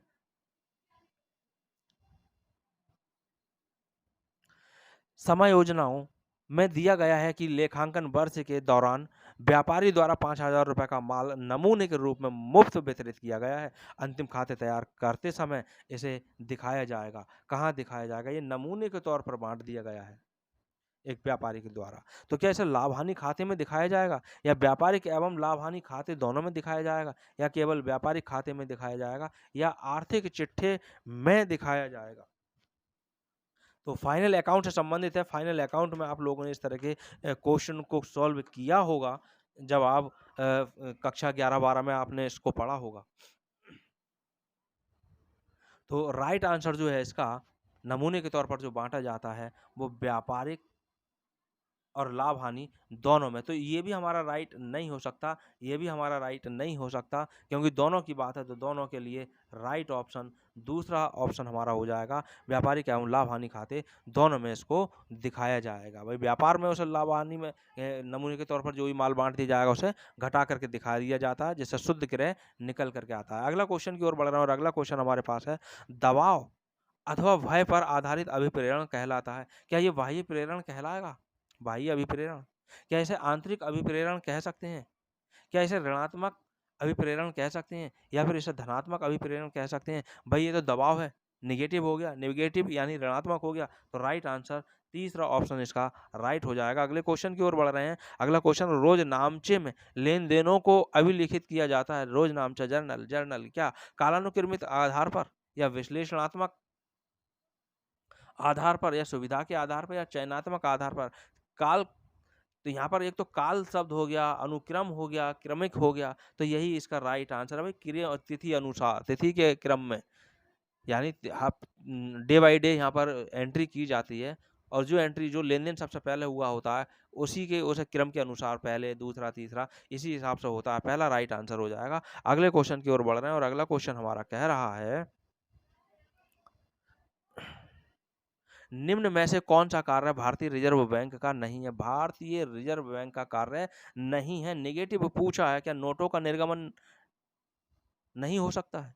साख नियंत्रण, जनता से ब्याज पर जमा स्वीकार करना, विदेशी विनिमय प्रबंधन एवं नियंत्रण। भाई नोटों का निर्गमन मुख्य कार्य है, साख नियंत्रण भी इसका कार्य है। जनता से ब्याज पर जमा स्वीकार करना, ये कार्य तो ये नहीं करती है, यानी कि ये इसका कार्य नहीं है। विदेशी विनिमय प्रबंधन एवं नियंत्रण, ये भी इसका कार्य है, यानी कि नेगेटिव ही तो पूछा था, तो राइट आंसर तीसरा इसका हो जाएगा। अगले क्वेश्चन की ओर बढ़ रहे हैं और अगला क्वेश्चन हमारा आता है, वीडियो को लाइक भी करते रहें। अगला क्वेश्चन है, सारणी ए के अनुसार अंशों की बकाया राशि पर ब्याज लगाया जाता है क्या 5% या 6% या 12% या फिर 18%। सारणी ए के अनुसार यहाँ पर बात चल रही है। अब यहाँ पर ज्यादातर क्या करते हैं अभ्यर्थी, सीधे सीधे इस ऑप्शन को राइट मान लेते हैं, 6%। भाई 6% कहीं ना कहीं याद तो रहता है 6%, लेकिन इस साझेदारी के मैटर में आता है जब अनुबंध ना बना हो, साझेदारों में लिखित अनुबंध उनमें ना हुआ हो, व्यापार चल गया, साझेदारी हो गई, तो पूंजी पर कोई ब्याज नहीं मिलता, लेकिन अतिरिक्त अगर कोई पूंजी लगाई है तो उस पर 6% ब्याज पाने का वो अधिकारी होता है साझेदार जिसने अतिरिक्त लगाई है। लेकिन यहाँ पर बात चल रही है अंशों की बकाया राशि पर ब्याज, तो वो उसके लिए राइट आंसर 5% होता है। अगले क्वेश्चन की ओर बढ़ रहे हैं और अगला क्वेश्चन हमारे पास में है, निम्न में कौन सी लेखांकन परिपाटी नहीं है। लेखांकन परिपाटी नहीं है। पूर्ण प्रकटीकरण की परिपाटी, क्या ये नहीं है? रूढ़िवादिता की परिपाटी नहीं है। उपार्जन लेखांकन की परिपाटी नहीं है। एकरूपता की परिपाटी नहीं है। वही पहला ऑप्शन सही है।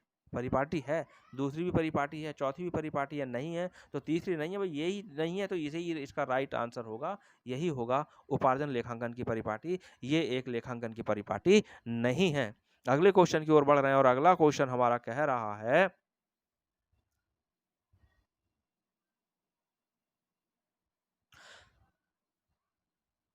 लाभ हानि खाते में हस्तांतरित किए जाने वाले देनदारों पर प्राविधान की गणना हेतु निम्न में से कौन सा सूत्र सही है। अशोध्य ऋण, भाई फाइनल अकाउंट से संबंधित है।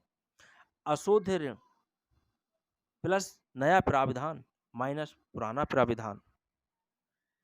दूसरा है देनदारों पर प्राविधान, नया प्राविधान प्लस में कर दिया, अशोध्य ऋण प्लस कर दिया, नया अशोध्य ऋण को माइनस कर दिया। और तीसरा ऑप्शन में अशोध्य ऋण प्लस नए अशोध्य ऋण, तीसरा नया प्राविधान माइनस पुराना प्राविधान। और चौथा है देनदारों पर नया प्राविधान प्लस अशोध्य ऋण के लिए बनाया गया पुराना प्राविधान। तो भाई यहाँ पर थोड़ा दिमाग पर जोर डालना होगा। अगर फाइनल अकाउंट्स के न्यूमेरिकल अगर कर रखे होंगे तो बड़ी आसानी से समझ में आ जाएगा। सूत्र जो हमारा सही है वो तीसरा है। अगर पुराना अशोध्य ऋण पहले से दे रखा है तलपट में तो पुराना हमारा अशोध्य ऋण हो गया पहले वाला ही।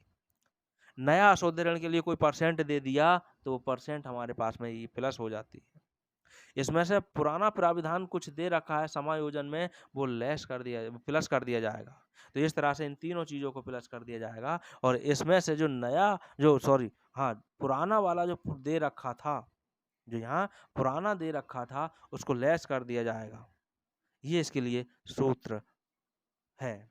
और अगले क्वेश्चन की ओर बढ़ रहे हैं। अगला क्वेश्चन हमारे पास में है, एक नए साझेदार के प्रवेश के बाद सभी साझेदारों की पूंजी होनी चाहिए, वो कैसे होनी चाहिए? नए लाभ विभाजन अनुपात में होनी चाहिए क्या पूंजी?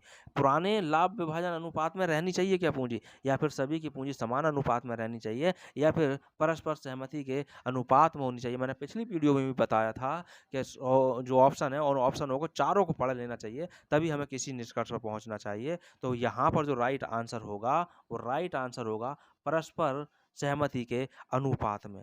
जो सभी में नए साझेदार सहित जो सभी में सहमति बनी हो उसके अनुसार पूंजी होनी चाहिए। अगला क्वेश्चन हमारे पास में आता है और अगला वो क्वेश्चन हमारे पास है, हानि का आकलन करना। हानि का आकलन करना और जब तक वसूल ना हो जाए उनको लेखाबद्ध ना करना जिस सिद्धांत का हिस्सा है वह है। यहाँ पर ये बिज नहीं, ये जिस है।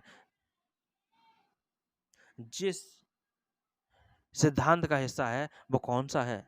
संगतता का है, तुलनीयता का है, या रूढ़िवादिता का है, या प्रकटीकरण का है? तो भाई ये राइट आंसर हमारा होगा रूढ़िवादिता का। अगला क्वेश्चन हमारे पास में आता है और अगला क्वेश्चन हमारे पास है कि निम्न में से कौन सा एक परिमाप विचलन का सूत्र नहीं है। परिमाप विचलन की यहाँ पर बात चल रही है और ऑप्शन हमारे पास में है,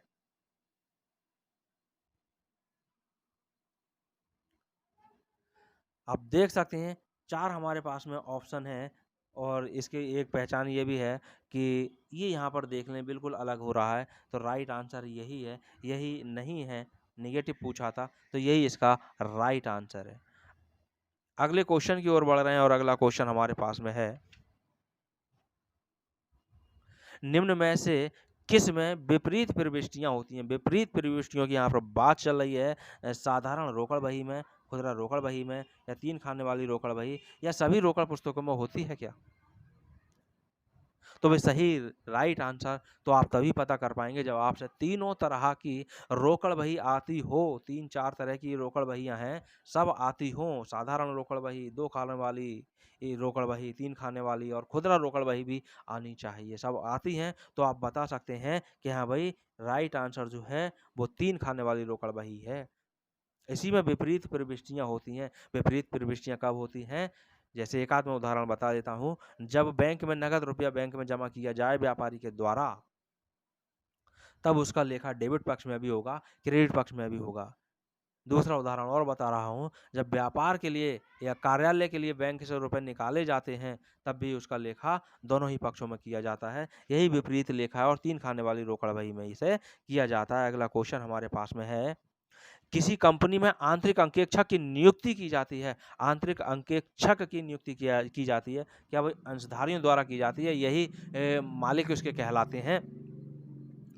क्या लेनदारों द्वारा की जाती है, या संचालक मंडल के द्वारा की जाती है, या सरकार के द्वारा की जाती है? तो यहाँ बात चल रही है आंतरिक अंकेक्षक की।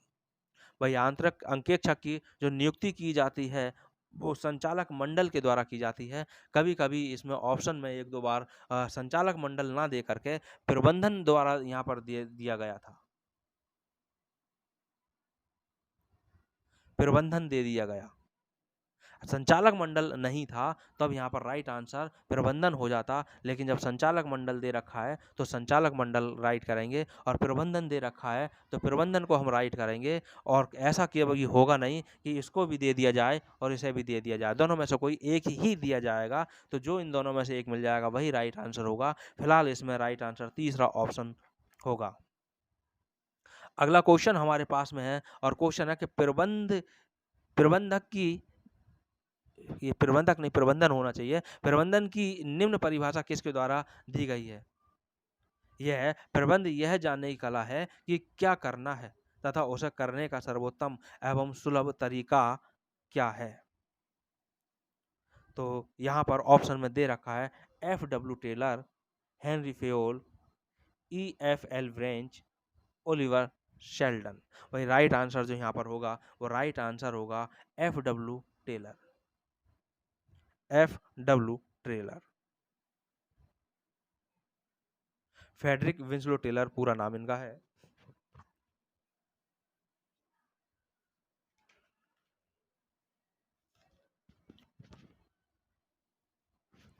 अगले क्वेश्चन की ओर बढ़ रहे हैं और अगला क्वेश्चन हमारे पास में है, निम्न में से कौन सा सही है? भाई अगर आवाज नहीं आ रही हो तो आप ईयरफोन या हेडफोन का यूज जरूर करें। निम्न में से कौन सा सही है? क्या आयकर एक व्यापारिक व्यय है? मैंने पहले भी बताया है कई बार। ऑप्शन सभी पढ़ने चाहिए। तलपट में दर्शाया गया अंतिम रहतिया आर्थिक चिट्ठे में अभिलेखित किया जाता है। तीसरा ऑप्शन है पूर्वदत्त व्यय खाता एक नाम मात्र का खाता है। चौथा है ग्राहक से प्राप्त अग्रिम राशि को आय के रूप में लाभ हानि खाते में क्रेडिट किया जाता है। सही यहाँ पर पूछा गया है, तो सही जो यहाँ पर है वो दे रखा है दूसरा वाला ऑप्शन, वो हमारा सही है कि तलपट में दर्शाया गया अंतिम रहतिया आर्थिक चिट्ठे में अभिलेखित किया जाता है। जब अंतिम रहतिया तलपट में ही दिया गया है तो उसे आर्थिक चिट्ठे में ही दर्शाया जाएगा। ये मान लिया जाता है कि अंतिम खाते बनाने से पहले ही स्टॉक की गणना कर ली गई है। राइट आंसर हमारे सामने है। अगले क्वेश्चन की ओर बढ़ रहे हैं और अगला क्वेश्चन हमारे पास में आता है, स्थायी संपत्तियों पर ह्रास एक उदाहरण है। भाई काय का उदाहरण है? ये पूंजीगत व्यय का उदाहरण है, या आयगत व्यय का उदाहरण है, या स्थगित आयगत व्यय का उदाहरण है, या वास्तविक व्यय का उदाहरण है? अब अगर आप इसकी तरफ जाते हैं स्थगित आयगत व्यय की तरफ, तो भाई इस ह्रास का लाभ जो हिरास खाता खोला गया है उसी में तो हिरास कोष में ये जमा कर दिया जाता है। तो इसका लाभ जो उसी वर्ष जो इसका यूज हुआ है वही उसमें धनराशि निकाली गई है। तो ये आयगत व्यय होगा, स्थगित आयगत व्यय नहीं होगा। राइट आंसर हमारे पास में आयगत व्यय दूसरा ऑप्शन होगा। और अगला क्वेश्चन है हमारे पास में, कॉपीराइट अनुबंध के अंतर्गत अधिकार शुल्क की राशि की गणना की जाती है प्रकाशित पुस्तकों की संख्या के आधार पर, विक्रय की गई पुस्तकों की संख्या के आधार पर, या प्रकाशित पुस्तकों की कुल लागत के आधार पर, या विक्रय की गई पुस्तकों की कुल विक्रय मूल्य पर।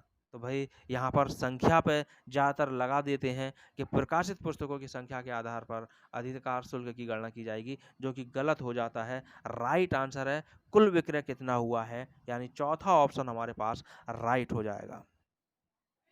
अगले क्वेश्चन की ओर बढ़ रहे हैं और अगला क्वेश्चन हमारी पास में है, खुदरा रोकड़ पुस्तक का शेष प्रदर्शित करता है। भाई क्या प्रदर्शित करता है कि एक लाभ हो गया, क्या एक व्यय हो गया, क्या एक संपत्ति हो गई, या एक दायित्व हो गया। खुदरा रोकड़ वही, खुदरा रोकड़ वही के बारे में आप सब जानते होंगे कि एडवांस में मान लो अगर 5,000 रुपया दे दिया गया है और इसमें से 4,000 रुपया खर्च हो गया, बचा कितना, 1,000 रुपये शेष बच गया। जब ये 1,000 रुपये शेष बच गया तो ये अब हमारी संपत्ति कहलाएगी। राइट आंसर हमारे पास में तीसरा ऑप्शन हो जाएगा संपत्ति।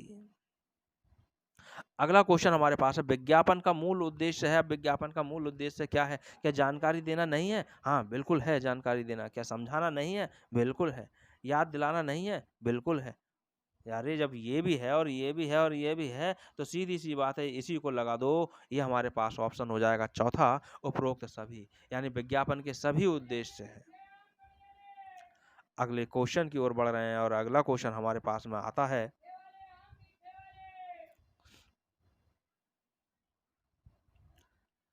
निर्यातकों को कार्यशील पूंजी की सुविधा प्रदान की जाती है। भाई भारतीय रिजर्व बैंक के द्वारा की जाती है। आगे के अगर ऑप्शन नहीं पड़े तो आप इसी को राइट कर देंगे, और जो कि हमारा गलत हो जाएगा। भारतीय रिजर्व बैंक एक केंद्रीय बैंक है, पूरे भारत का एक ये बैंक है। और ये मान लेते हैं कि निर्यातक विदेशों से संबंध रखता है, तो वो इसी को राइट कर लेते हैं, जो गलत हो जाता है। अगला ऑप्शन है, निर्यात साख एवं गारंटी निगम द्वारा, या व्यापारिक बैंकों के द्वारा, या भारत सरकार के विदेश मंत्रालय के द्वारा। तो भाई यहाँ जो राइट आंसर है वो व्यापारिक बैंकों के द्वारा कार्यशील पूंजी की सुविधा प्रदान की जाती है निर्यातकों को। अगले तो यहाँ पर हमारे पास क्वेश्चन, आज के 40 क्वेश्चन हमारे पूरे हो चुके हैं।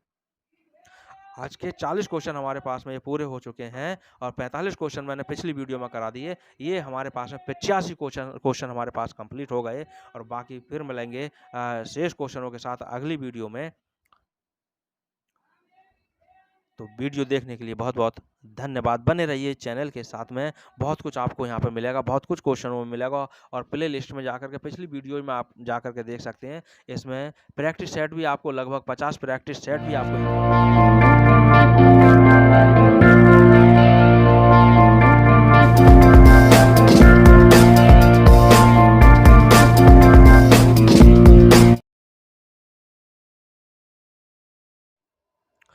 नमस्कार दोस्तों, जैसा आप यहाँ पर देख रहे हैं, टीजीटी वाणिज्य 2021 का हल प्रश्न पत्र, इसमें जो आप यहाँ देख रहे हैं, यहाँ आपको मिल रहा है पार्ट थर्ड।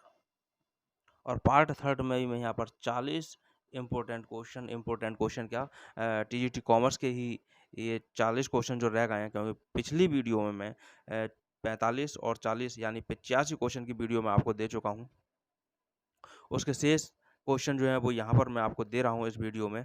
अगर पिछले क्वेश्चन आपने नहीं देखे हैं तो वो आप प्ले लिस्ट में जाकर के देख सकते हैं। प्ले लिस्ट में आपको ये क्वेश्चन मिल जाएंगे। इसके अलावा और बहुत सारे क्वेश्चन आपको मिलेंगे, जो कि प्ले लिस्ट में मिलेंगे, कुछ बिना प्ले लिस्ट के मिलेंगे, ज़्यादातर प्ले लिस्ट में ही है। इसमें 51 तो प्रैक्टिस सेट हैं, उसको आप देख सकते हैं, काफ़ी इम्पोर्टेंट प्रैक्टिस सेट हैं। तो शुरू करते हैं, लेकिन शुरू करने से पहले एक बात ज़रूर कहूँगा, अगर आवाज़ यहाँ पर कम आ रही हो तो आप ईयरफोन या हेडफोन का यूज ज़रूर करें, जिससे सही आवाज़ आप तक पहुँच सके। तो देर ना करते हुए शुरू करते हैं 40 और क्वेश्चनों को, जो टीजीटी कॉमर्स के 2021 के पेपर के जो शेष क्वेश्चन हमारे पास में रह गए हैं उसको। 85 नंबर का क्वेश्चन मैं पिछली वीडियो में आपको करा चुका हूँ। क्वेश्चन शुरू होता है हमारा अब 86 नंबर के क्वेश्चन से, जिसमें क्वेश्चन है हमारे पास में, बैंक दर वह दर है जिस पर वाणिज्यिक बैंक ऑप्शन में है भारतीय रिजर्व बैंक से उधार लेते हैं, ग्राहकों को उधार देते हैं, ग्राहकों से उधार लेते हैं, या भारतीय रिजर्व बैंक को उधार देते हैं। तो यहाँ बैंक दर की बात चल रही है और यहाँ जो राइट ऑप्शन है, यहाँ पर पहला वाला ऑप्शन जो है वो राइट है, भारतीय रिजर्व बैंक से उधार लेते हैं। कौन उधार लेता है? वाणिज्यिक बैंक। अगले क्वेश्चन की ओर बढ़ रहे हैं और अगला क्वेश्चन भी हमारा इसी से संबंधित ये क्वेश्चन है।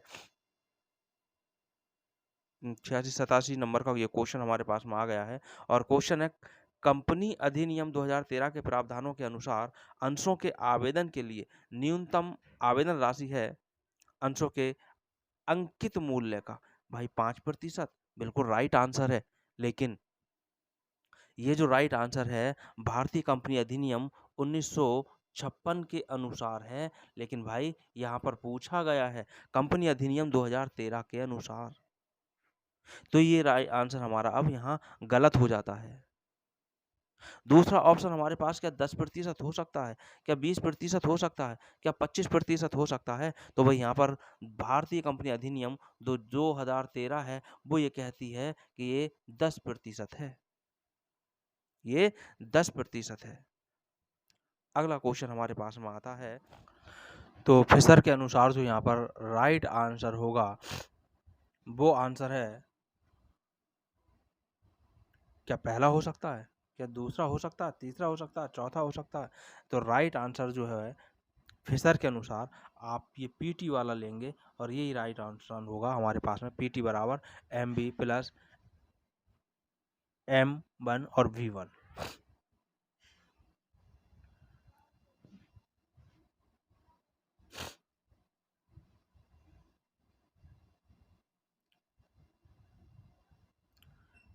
ये भी आपको यहाँ देखने को मिल रहा है, पूरा यहाँ समझा दिया है। P कीमत स्तर है, T व्यापार की मात्रा यानी सौदों की मात्रा है, B मुद्रा का चलन वेग है, V1 शाख मुद्रा का चलन वेग है और M मुद्रा का, M1 शाख मुद्रा, ये यहाँ पर जो शब्द है ये मुद्रा है। अगला क्वेश्चन हमारे पास आता है, उस अंकेक्षण का नाम बताइए जो प्रायः 2 वार्षिक अंकेक्षणों के मध्य किया जाता है। ऑप्शन है बाह्य अंकेक्षण, मानक अंकेक्षण, अंतरिम अंकेक्षण और अंतिम अंकेक्षण। यहाँ उस अंकेक्षण का नाम बताइए जो प्रायः 2 वार्षिक अंकेक्षणों के मध्य किया जाता है, यानी ये अंतरिम अंकेक्षण होगा।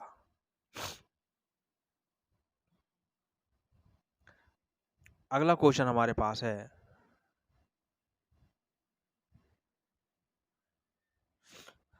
RS साझेदार हैं जो 5:3 के अनुपात में लाभ बांटते हैं।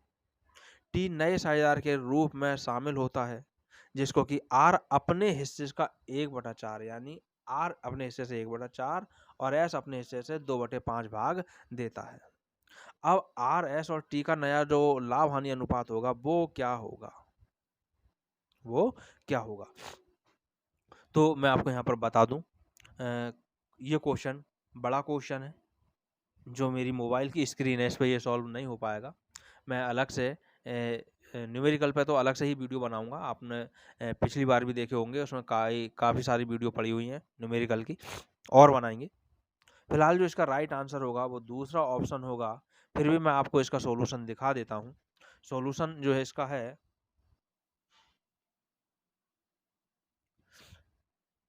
ये सब सिखाए हुए हैं, अगर मैं यहाँ समझाने लगूँ तो वीडियो वैसे ही काफ़ी बड़ी हो गई है। ऑप्शन आपने देख ही लिया। फिलहाल अगले क्वेश्चन को देखते हैं, सॉल्यूशन अलग से दिखाएंगे।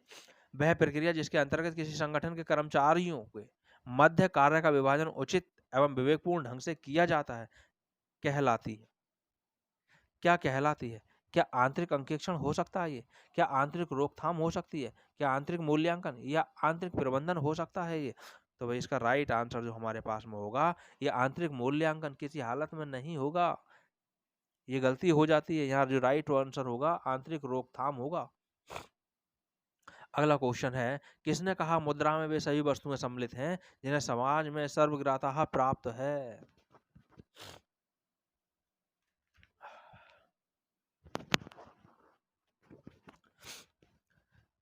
तो सर्वग्राह्यता प्राप्त है, क्या मार्शल का कहा हुआ ये कथन है?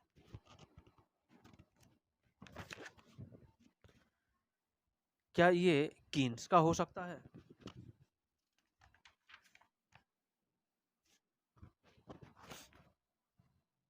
क्या क्राउथर का हो सकता है, या एली का हो सकता है? तो राइट आंसर जो है वो है एली का। चौथा ऑप्शन राइट है, और इनका जो पूरा नाम है वो है रिचर्ड थियोडोर एली, जो कि एक अमेरिका के अर्थशास्त्री हैं, लेखक हैं। अगले क्वेश्चन की ओर बढ़ते हैं, और अगला क्वेश्चन हमारे पास में है,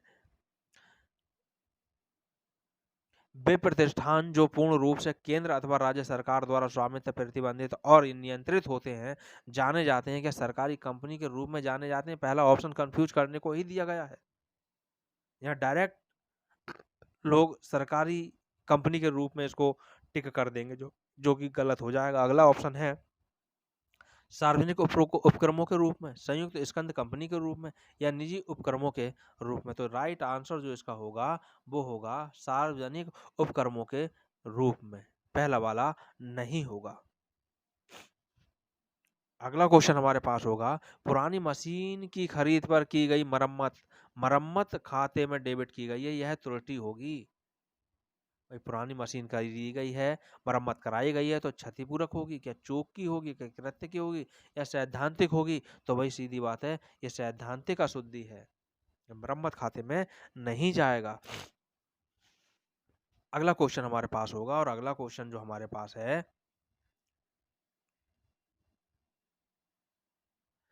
आ तथा वह एक फर्म में साझेदार हैं तथा लाभ हानि को 3:2 में विभाजित करते हैं। सा एक नए साझेदार के रूप में फर्म में प्रवेश करता है तथा 6,000 रुपए की राशि ख्याति के लिए प्रीमियम के रूप में नकद देता है। यहाँ आ तथा वा के मध्य ख्याति के प्रीमियम का बंटवारा होगा यदि नया अनुपात 5:3:2 हो तब। तो वही ये बांटा जा सकता है।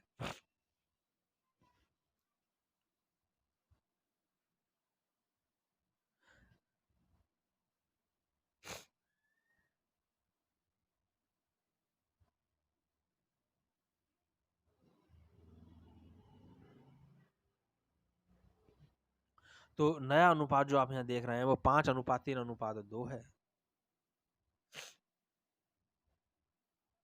और पुराना अनुपात जो है 5:3:2 है।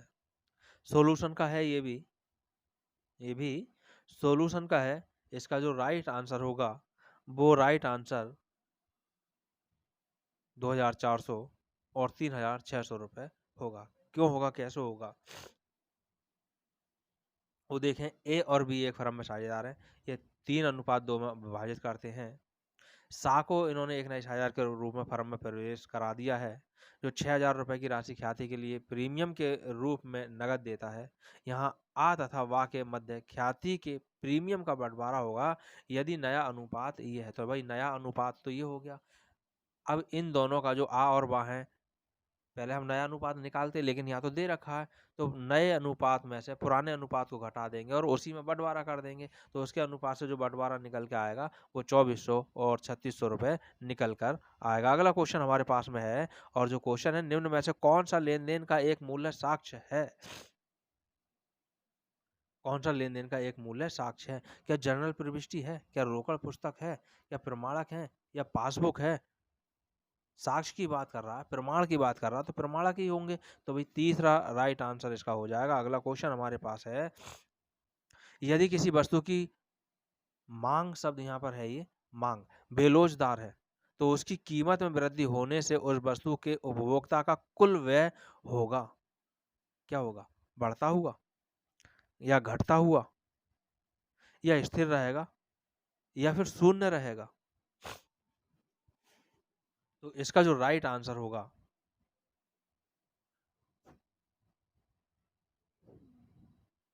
वो हमारे पास में होगा बढ़ता हुआ। क्वेश्चन को एक बार फिर देख लें। यदि किसी वस्तु की मांग बेरोजगार है तो उसकी कीमत में वृद्धि होने से उस वस्तु के उपभोक्ता का कुल व्यय होगा बढ़ेगा। क्यों बढ़ेगा? बेरोजगार यहाँ पर बात आ रही है। बेरोजगार है तो जो उपभोक्ता हैं वस्तु की कीमत घटे या बढ़े, कितनी भी कीमत बढ़ जाए वो उसका उपयोग करेंगे ही करेंगे। जब उसका उपयोग उन्हें करना ही करना है तो भाई सीधी बात है उसका व्यय बढ़ गया है। अगला क्वेश्चन हमारे पास आता है अशोक लिमिटेड ने एक मशीन टाटा एंड सन्स से 1,50,000 रुपए में खरीदी है। यह एक लेन देन है क्या? क्या एक घटना है? एक गैर वित्तीय सम्मक है? या उपरोक्त में से कोई नहीं है? भाई क्या है? एक लेन देन ही तो है ये। अगला क्वेश्चन हमारे पास आता है निम्न में से कौन सा कथन सही नहीं है? हमें गलत कथन को देखना है। हमें इसमें से गलत कथन को देखना है। पहला कथन क्या है? हरण किए गए अंशों को पुनर्निर्गमित किया जा सकता है। भाई ये राइट है, हमें देखना है नहीं। दूसरा ऑप्शन है अंशों के हरण से पूर्व अंशधारियों को 14 दिन का एक नोटिस देना आवश्यक है। भाई ये भी सही है। तीसरा है अंशों के निर्गमन पर प्राप्त प्रीमियम का प्रयोग प्रारंभिक खर्चों को अपलिखित करने के लिए किया जा सकता है। भाई ये भी सही है। चौथा है हरण किए गए अंशों के पुनर्निर्गमन पर होने वाले लाभ को सामान्यतः संचय खाते में हस्तांतरित किया जाता है। भाई यही गलत है, क्योंकि पूंजी संचय खाते में इसको ट्रांसफर किया जाता है। तो राइट आंसर जो होगा चौथा ही ऑप्शन हो जाएगा। अगला क्वेश्चन हमारे पास होगा कंपनी का अंकेक्षण समाप्त करने के पश्चात अंकेक्षक को प्रतिवेदन प्रस्तुत करना होता है। प्रतिवेदन यानी कि रिपोर्ट किसको प्रस्तुत करनी होती है? क्या सरकार को प्रस्तुत करना होता है? क्या न्यायालय को, जनता को, या अंशधारियों को? तो भाई राइट आंसर होगा अंशधारियों को। एक साधारण सभा के समय पर अंशधारियों को अंकेक्षक अपनी रिपोर्ट प्रस्तुत कर देता है। अगला क्वेश्चन हमारे पास होगा खाता बही एक पुस्तक है मूल प्रविष्टि की, अंतिम प्रविष्टि की, या संशोधन प्रविष्टि की, या समायोजन प्रविष्टि की? तो भाई खाता बही एक पुस्तक तो है, सीधी बात है, सभी जानते हैं। ये अंतिम प्रविष्टि की पुस्तक है। अंतिम खाते की बात नहीं चल रही है, अंतिम प्रविष्टि की यहाँ बात चल रही है। अगला क्वेश्चन हमारे पास आता है किस्त भुगतान पद्धति की दशा में निम्न कथनों में से कौन सा कथन सही नहीं है? यानी कि नेगेटिव कथन पूछा गया है। नेगेटिव कथन है क्रय मूल्य का भुगतान समस्त किस्तों में किया जाता है। दूसरा ऑप्शन किस्त के भुगतान में त्रुटि होने पर विक्रेता को अपना माल, यहाँ वापस शब्द है, वापस लेने का अधिकार होता है। तीसरा है क्रेता अपनी पुस्तकों में संपत्ति खाता, विक्रेता का खाता और ब्याज उच्चंत खाता तैयार करता है।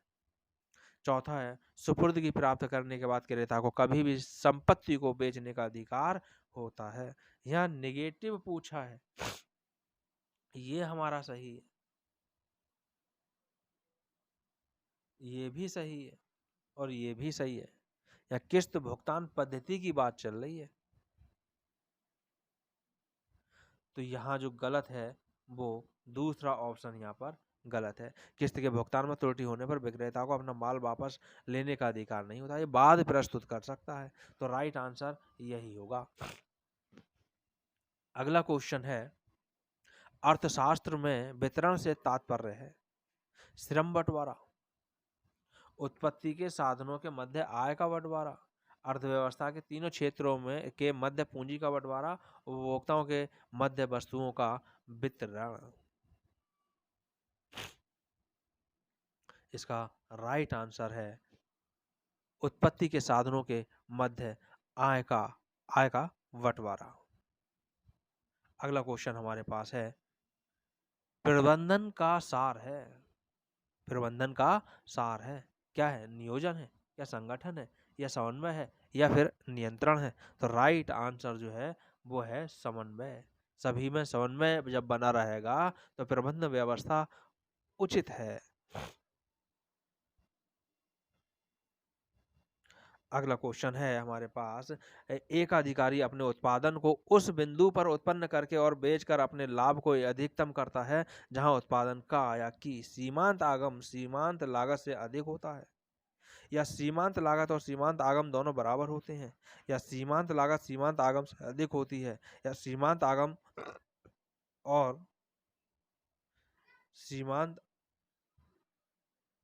चौथा ऑप्शन,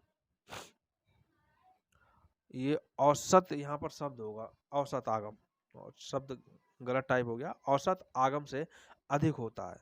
राइट आंसर जो यहाँ पर होगा वो होगा दूसरा, सीमांत लागत और सीमांत आगम दोनों बराबर होते हैं।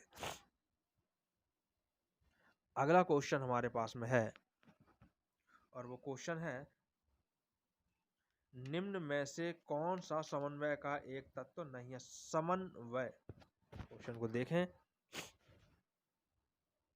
निम्न में से कौन सा समन्वय का एक तत्व नहीं है? सहयोग, अभिप्रेरणा, पारस्परिक समझ, संप्रेषण। तो यहाँ पर सहयोग या नहीं पूछा गया है, नेगेटिव पूछा समन्वय का। सहयोग भी होगा, पारस्परिक समझ भी होगी, संप्रेषण भी होगा, लेकिन जो है अभिप्रेरणा या अभिप्रेरण जो है ये नहीं होगी। अगला क्वेश्चन, संरक्षण शुल्क का मुख्य उद्देश्य, संरक्षण शुल्क उपभोक्ताओं के लाभों को संक्षिप्त करना, सरकार के राजस्व में वृद्धि करना, स्वदेशी उद्योगों की संरक्षित करना, आयातकों से भुगतान की वसूली में निर्यातकों को सहायता करना। संरक्षण शुल्क, संरक्षण शुल्क की यहाँ बात है, तो यहाँ बात है स्वदेशी उद्योगों को संरक्षण प्राप्त करना।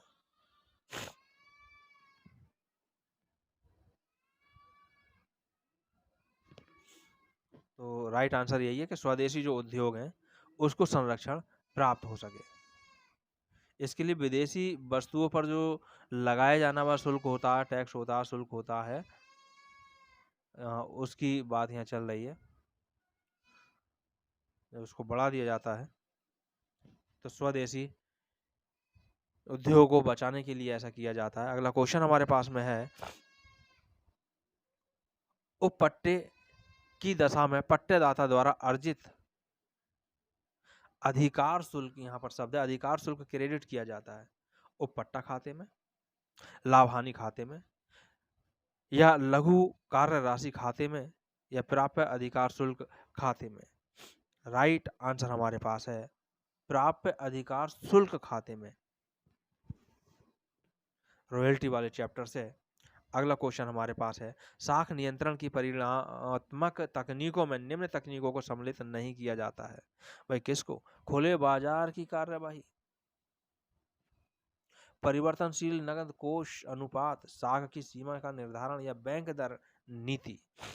साख नियंत्रण की यहाँ पर बात चल रही है, राइट आंसर होगा साख की सीमा का निर्धारण, या नेगेटिव पूछा है, साख की सीमा का निर्धारण नहीं किया जाता। अगला क्वेश्चन है, हॉर्थोन परीक्षण किए गए थे, बहुत फेमस परीक्षण है ये।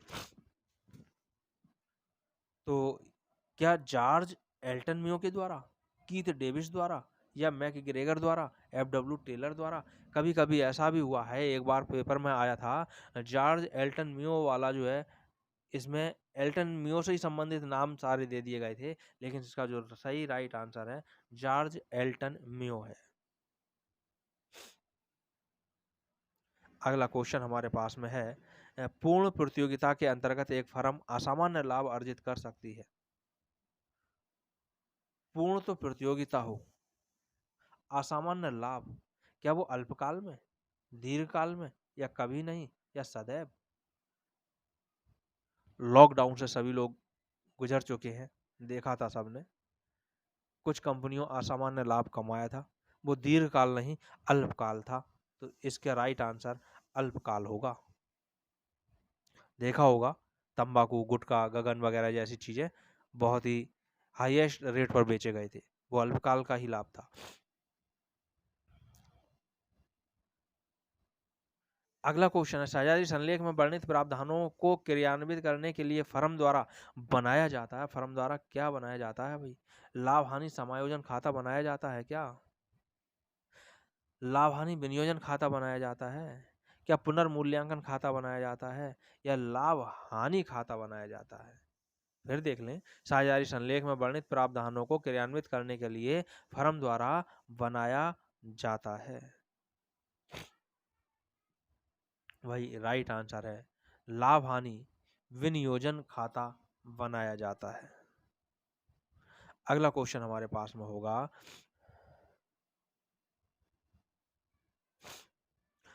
28 मार्च 2019 को आग लगने से 10,000 रुपए के मूल्य का रहतिया नष्ट हो गया।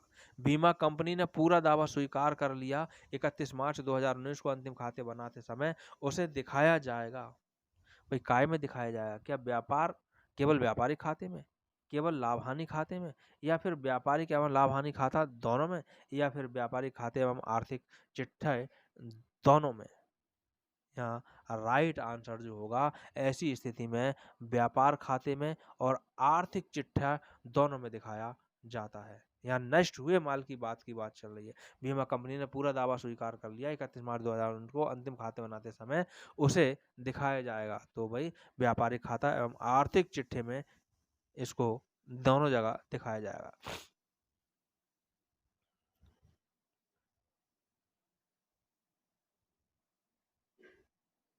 क्वेश्चन ये थोड़ा भाई देखो कंफ्यूजन है इसमें, क्योंकि जब किसी भी दुर्घटना में माल नष्ट होता है, व्यापार खाते में से घटा लिया जाता है, डेबिट पक्ष में पूर्ति हो जाती है, लाभ हानि खाते में आ गई नहीं।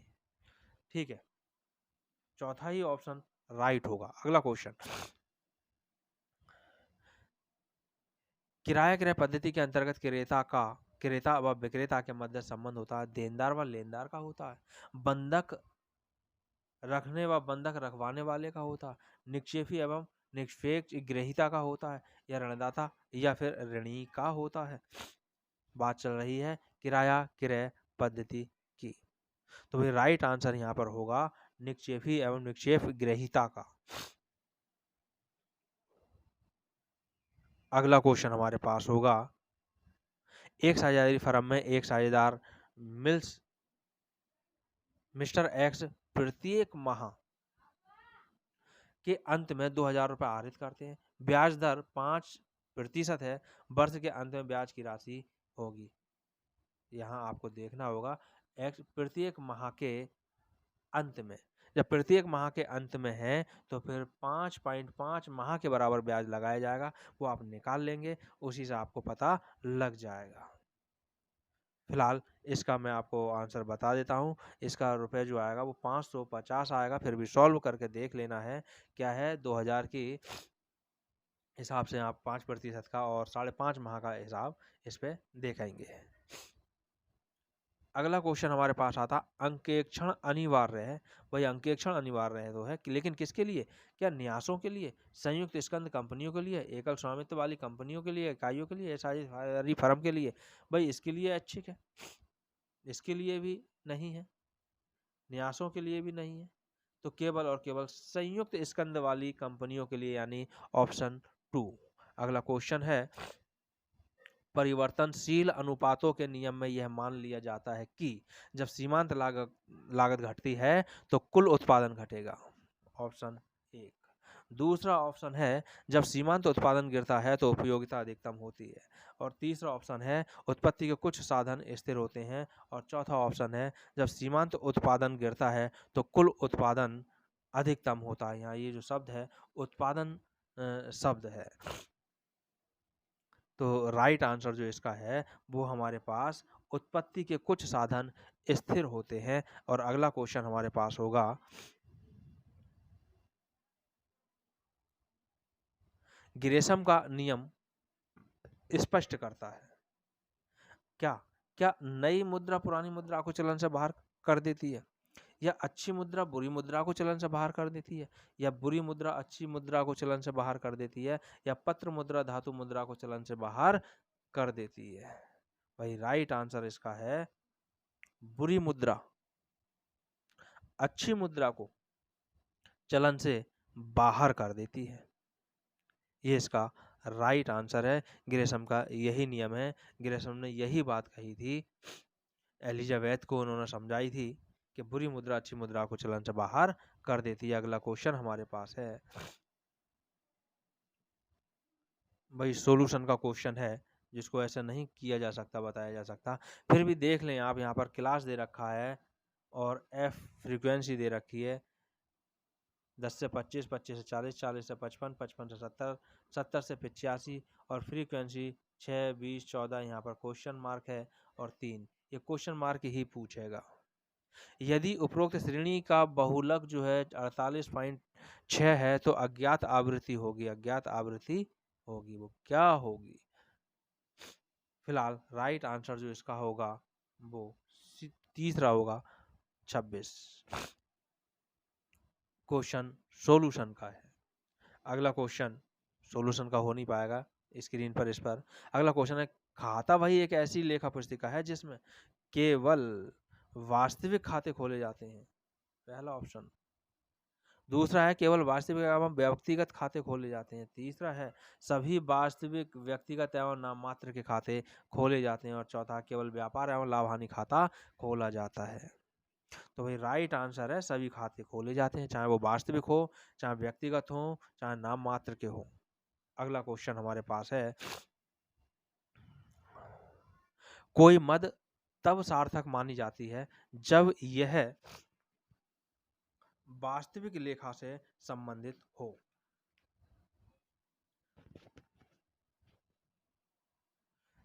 वास्तविक लेखा से संबंधित हो, दूसरा कच्चे माल से संबंधित हो, तीसरा उपयोगकर्ता के लिए महत्वपूर्ण हो, उपरोक्त सभी।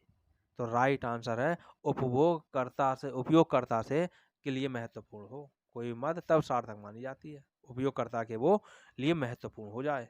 अगला क्वेश्चन हमारे पास है, निम्न में से कौन सा कथन सही नहीं है, यानी कि निगेटिव पूछ रहा है। लेखांकन प्रमाप 26 के अनुसार केवल क्रय की गई ख्याति का लेखा ही लेखा पुस्तकों में किया जाता है। दूसरा ऑप्शन, स्वनिर्मित ख्याति का समायोजन साझेदारों के पूंजी खातों के माध्यम से किया जाता है। तीसरा है ख्याति एक अमूर्त संपत्ति है। और चौथा है ख्याति एक काल्पनिक संपत्ति है। भाई शुरू के तीनों ऑप्शन हमारे राइट है, लेकिन चौथा ऑप्शन गलत है, क्योंकि ख्याति एक काल्पनिक नहीं अमूर्त संपत्ति होती है, यानी कि काल्पनिक नहीं होती है। ये गलत है, तो राइट ऑप्शन चौथा ही होगा। अगला क्वेश्चन हमारे पास है, रेपो दर से तात्पर्य है वह दर जिस पर व्यापारिक बैंक भारतीय रिजर्व बैंक से उधार लेते हैं। दूसरा ऑप्शन है वह दर जिस पर व्यापारिक बैंक भारतीय रिजर्व बैंक को उधार देते हैं। तीसरा ऑप्शन है वह दर जिस पर व्यापारिक बैंक ग्राहकों को उधार देते हैं। और चौथा ऑप्शन है वह दर जिस पर व्यापारिक बैंक ग्राहकों से उधार लेते हैं। तो राइट आंसर जो इसका है वो है पहला, कि वह दर जिस पर व्यापारिक बैंक भारतीय रिजर्व बैंक से उधार लेते हैं। ये क्वेश्चन और भी है, लेकिन वो दूसरी तरह से क्वेश्चन था। अगला क्वेश्चन हमारे पास है, पट्टेदार की पुस्तकों में वसूल न हुई लघु कार्य की राशि को हस्तांतरित किया जाता है। राशि शब्द, राशि को हस्तांतरित किया जाता है अधिकार शुल्क खाते में, न्यूनतम किराया खाते में, या पट्टादाता के खाते में, या लाभ हानि खाते में। तो यहाँ जो राइट आंसर है वो लाभ हानि खाते में हस्तांतरित किया जाता है। अगला क्वेश्चन हमारे पास है और वो है, निम्न में से कौन सी किराया क्रय पद्धति की विशेषता नहीं है? मूल्य का भुगतान किस्तों में होता है। दूसरा है माल कब्जा तुरंत सौंप दिया जाता है। तीसरा है चूक होने पर विक्रेता माल वापस ले सकता है। चौथा है स्वामित्व का हस्तांतरण तुरंत नहीं हो जाता। निगेटिव यहाँ पर पूछ रहा है, तो वही राइट आंसर है स्वामित्व का हस्तांतरण तुरंत हो जाता है। राइट आंसर चौथा है। इस तरह ये हमारे क्वेश्चन यहाँ कंप्लीट हो गए हैं। 125 क्वेश्चन पूरे कंप्लीट हो गए हैं 2021 के टीजीटी कॉमर्स के पेपर के। इसी तरह से आपको और भी पेपर मैं यहाँ सॉल्व कराने वाला हूँ, और सभी पेपर सॉल्व कराने के बाद में सारे पेपर्स के जो न्यूमेरिकल हैं वो न्यूमेरिकल को सॉल्व कराऊंगा, और भी महत्वपूर्ण क्वेश्चन आपको यहाँ पर मिलते रहेंगे, और भी महत्वपूर्ण वीडियो आपको मिलती रहेंगी टीजीटी और पीजीटी कॉमर्स दोनों की।